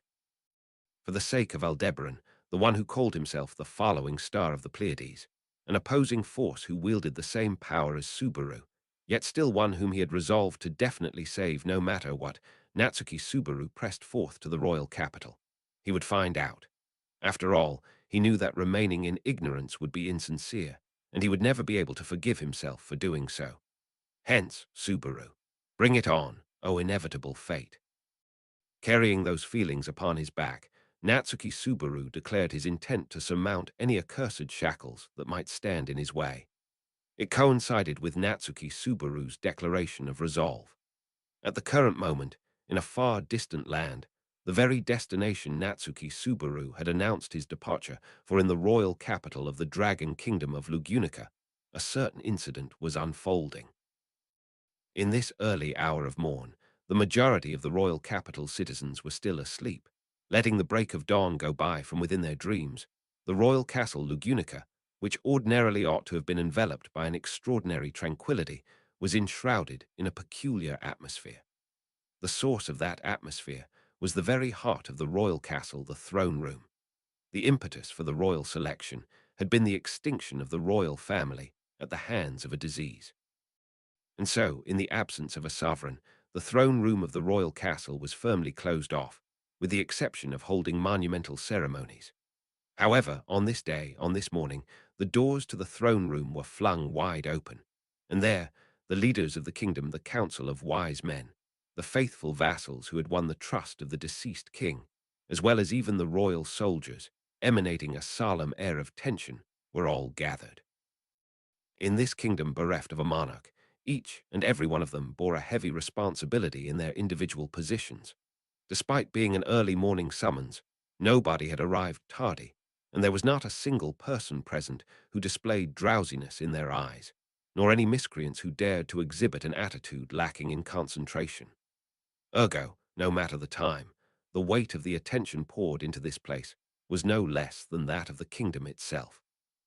Taking all of that in by her lonesome, a woman maintained an air of silence.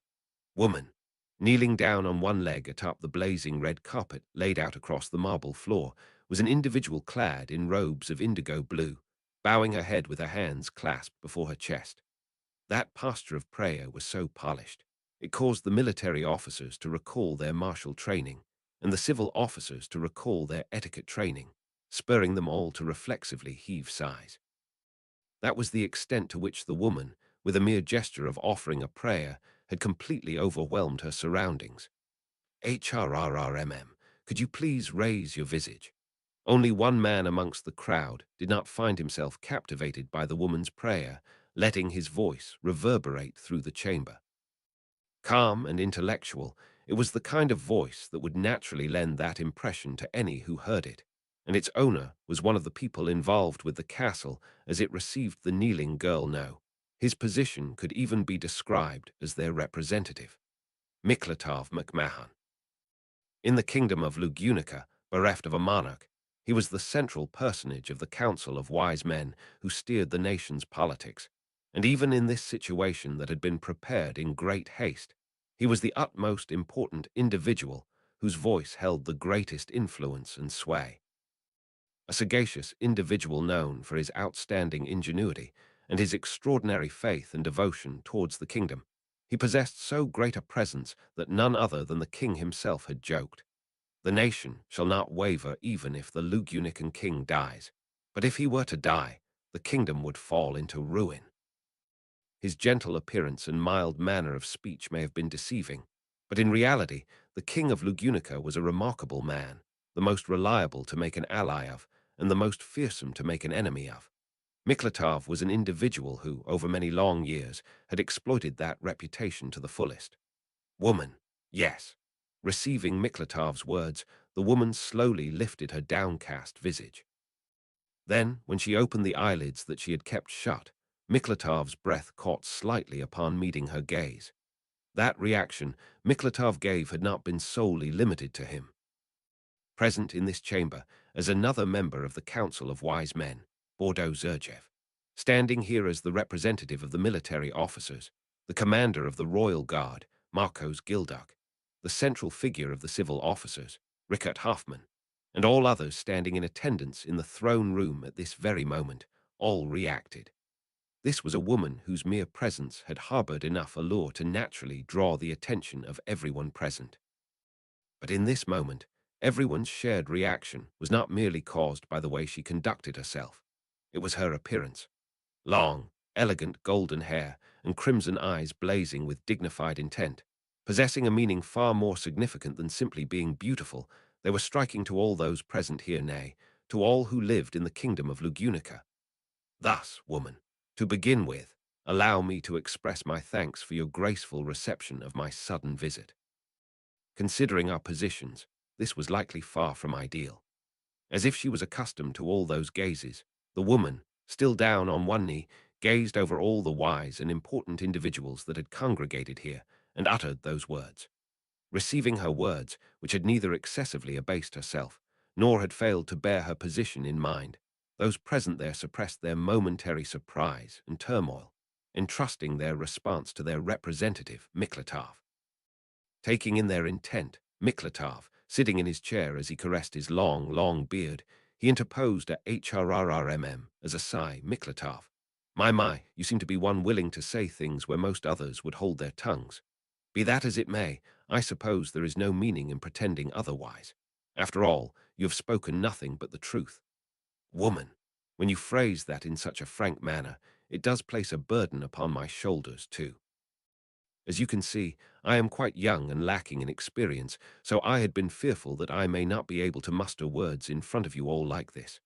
Miklatov, HRRRMM, though you might say that, you seem rather dignified. It is as if you are well accustomed to all eyes falling upon yourself. As for why that is so, I can come up with quite a few ideas. Woman, indeed, I shall not deny it. The pair had a difference in age enough to be grandfather and grandchild, but there existed nary a falter in the exchange between Miklatov and the woman, nor did it seem like things would devolve into a one-sided probing on account of one actor falling short of the other. As both of them grasped that neither would be the case, they simultaneously smiled, as if letting out a breath. Woman, in this early morning, I could not possibly waste everyone's precious time, given how busy you all must be. Without further ado, may I begin the main subject? Miklatov, HRRRMM, very well, you may do so. At this age, getting up early is of no issue to me, but when it comes to important matters, I find it painful to defer them no matter how old I get. That is especially so when it is a subject broached by the divine Dragon Church, which has placed itself at such a distance from the royal castle. Everyone. He had generously prompted her to continue, but Miklatov's words caused the atmosphere in the room to instantly grow tense. That response was immediately slackened, recognizing it as a discourtesy to the woman who had visited the royal castle all by her lonesome. But the reason behind it was something that nobody present could have done anything about. The name Miklatov had raised, the Divine Dragon Church, was, as the name implied, a religious group that worshipped the divine dragon Volcanica, founding their faith in the grace of its power and the protection of the covenant. As the kingdom of Lugunica christened itself the Dragon Kingdom, the exceptional depth of its ties to the dragon was well known, and to a greater or lesser extent, the citizens of the kingdom considered themselves to be receiving the favor of the divine dragon. Due to that self-awareness, even if they were not officially part of the church, the majority of Lugunica's populace harbored feelings of reverence concerning the divine dragon. Within that sort of environment, the potency of faith that those who officially adhered to the church harbored towards the divine dragon went without saying. In order to avoid shaking the nation with that immense influence, the divine dragon church refrained from drawing near the royal castle, which bore responsibility for the nation's politics, and they each contributed to the well-being of the citizens within their own domains. That was the unspoken agreement. That was how unprecedented an event it was for a nun of the Divine Dragon Church to visit the royal castle, attempting to speak on a matter before a group that included the Council of Wise Men. Only, woman, there is value in doing so. Precisely because there was an understanding of how unprecedented it was, there existed a reason substantial enough to break that unwritten rule. The woman's declaration, proclaiming that, indeed, this was meaningful enough to gather Miklatov and the others in the throne room and have them hear what she had to say, succeeded in its purpose of filling them with expectations. Hence, following the silent encouragement from the wise men, the woman spoke. Of the reason for her visit. Woman, all adherents of the divine dragon church mourn the recent perils of the kingdom from the bottom of our hearts. As per the unspoken agreement, we have remained at a distance from national affairs concerning the battle for the throne, the royal selection. But ever since news of the catastrophe at the Watergate city reached our ears, we could no longer remain still. Miklatov, the Watergate city, Prestella, and the incident with the witch cult. We too are pained regarding the damages to that city. But surely the Divine Dragon Church does not intend to admonish the royal candidates involved with the incident. Woman. Under that assumption, the significance of hastening to break the unspoken agreement and the fact that I said prior there would be value in hearing what I had to say be contradicted. It would be contradicted. Revealing her true colors with the sudden counterpoint, the woman's youthfulness showed itself as she corrected her speech. As if to cover up the awkwardness of it, the woman cleared her throat with a small cough. Woman. At any rate, I have no complaints to present regarding the royal candidates. It is not as though I harbor no reservations towards any of them, but that would be a matter of my own opinion, and not the consensus of the Divine Dragon Church. Miklatov, if it is not the opinion of the Church, that would be your modest view as a citizen of the kingdom. In fact, I believe we ought to proactively lend our ears to it, but HRRRMM that would likely veer this discussion off course. Woman, indeed. I shall bear in mind that you are a talkative personage, Miklatov Sama, but let us proceed to the main topic. That which we wish to discuss is not the attribution of responsibility, but on the matter of the damages. Miklatov, let us hear it. Woman, in the Watergate city of Prestella, those who fell upon harm at the hands of the witch cult, it seems like several cases have been identified, but the Divine Dragon Church can offer a means to provide aid. That instant, at the meaning contained in those words, the atmosphere in the throne room underwent a great tremor. However, as the source of that tremor, the woman's dignified posture remained undisturbed, continuing to stand up straight while basking in the gazes of the wise men. She had not exhibited any wavering in her gaze or demeanor, and there was an assurance in herself that would not permit her to speak without thorough conviction. Miklatov, HRRRMM. With that single interjection, Miklatov cut through the stirring atmosphere. Nevertheless, even Miklatov, a man of preeminent wisdom within the kingdom, could not help but be surprised by the woman's proposal. And so, as the wise man caressed his beard with a slight amount of restlessness, Miklatov, supposing that is indeed true, we could not hope to ask for anything more. Bringing the matter up with the royal castle was, woman. If we had gone ahead and proceeded to act without permission, it would not have been received all too well, correct? Moreover, Miklatov, the ones who would not receive it well would not just be limited to us at the castle, but the witch cult, too, after all. To the fact that went without saying, the woman drew back her slender chin in agreement with Miklatov. Naturally, if they were able to neutralize the harm that the witch cult had dealt, it would certainly be an undesirable event for the witch cult. Ergo, the Divine Dragon Church wished for something. Miklatov, the kingdom's certain protection.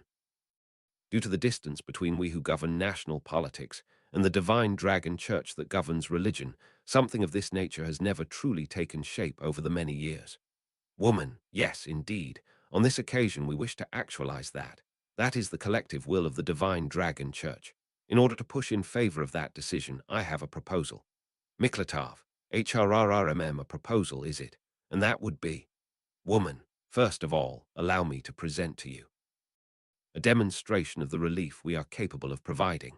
Placing a hand over her chest, the woman declared so, causing Miklatov to raise his eyebrows. That was a welcome request. As she said, it was a proposal to provide a basis for their decision, so they could not object to it. Merely to bring a victim from the Watergate city all the way to the royal capital would be, woman, there ought to be someone you have in mind. Let us make that person the first. Miklatov. Very well. First, I grant you the permission to propose this matter. Commander Marcos. Marcos, yes, sir. His name called out by Miklatov, that titan of a man clad in armor from head to toe, the commander of the Royal Guard, Marcos, responded with a booming voice and stepped forth, bowing before the seats of the Council of Wise Men. Miklatov, could you please escort her? This shall be regarded as a matter of great importance to the kingdom. Be prudent. Marcos, understood. I shall be accompanying you. Woman, yes, your face is. No, your whole body is rather large. I look forward to working with you. With a small bow of her head, a degree of gentleness dwelled in the woman's expression. Perhaps that was because the discussion proceeded in accordance with her wishes, and the purpose of the Divine Dragon Church's visit seemed like it would be fulfilled. Understanding that it would thus catch her a bit off guard, Miklatov decided to ask her a certain question. Calling herself a messenger from the divine dragon church, the woman had gathered Miklatov and the other leaders of the kingdom at the castle in the early morning. And so, he asked about the aspect of her that had attracted even more attention than simply her involvement with the divine dragon church. That was Miklatov. Excuse my terrible impoliteness, but may I ask to hear your name, Miss Nun? Woman, I am a nun sent by the divine dragon church. Brought there directly by Marcos, the woman paid a visit to the royal residence faced with the person who called herself a nun. Ferris could not hide his puzzlement. The reason why Ferris and Wilhelm were staying in the royal capital was to make a direct request to the royal castle to enlist in the survey team en route to the Pleiades watchtower now that it was cleared for entry, and by using the wisdom of the sage, extolled as being all-knowing, to learn of a means to save Crush, who was still suffering even now. Of course, from the letter sent by Amelia and the others, who had already returned from the Pleiades watchtower, it was made clear that the sage's existence and wisdom were nothing so convenient. But even so, it was a greater possibility than the stagnated developments in healing magic. Ferris, really, how stupid. No matter how much I improve on any pre-existing healing magic, all it does is make it so I can't die, while doing absolutely nothing to relieve Crush Sama's suffering. Amidst his feelings of desperation, the research of the Blue had elevated the field of healing magic existing in the kingdom of Lugunica by not one, but 3 whole levels in this short period. But at this time, that did not make Ferris feel anything other than worthless. At present, he was unable to save the person he wanted to save the most. That fact pressed Ferris into a corner, plunging him into darkness. And so, even though he had wished to try relying on the sage's wisdom at the Pleiades watchtower, Ferris, save Crush Sama, the divine dragon church can. Ah, really? Woman, my faith forbids me from speaking falsehoods, and I am not interested in further tormenting those who are already astray.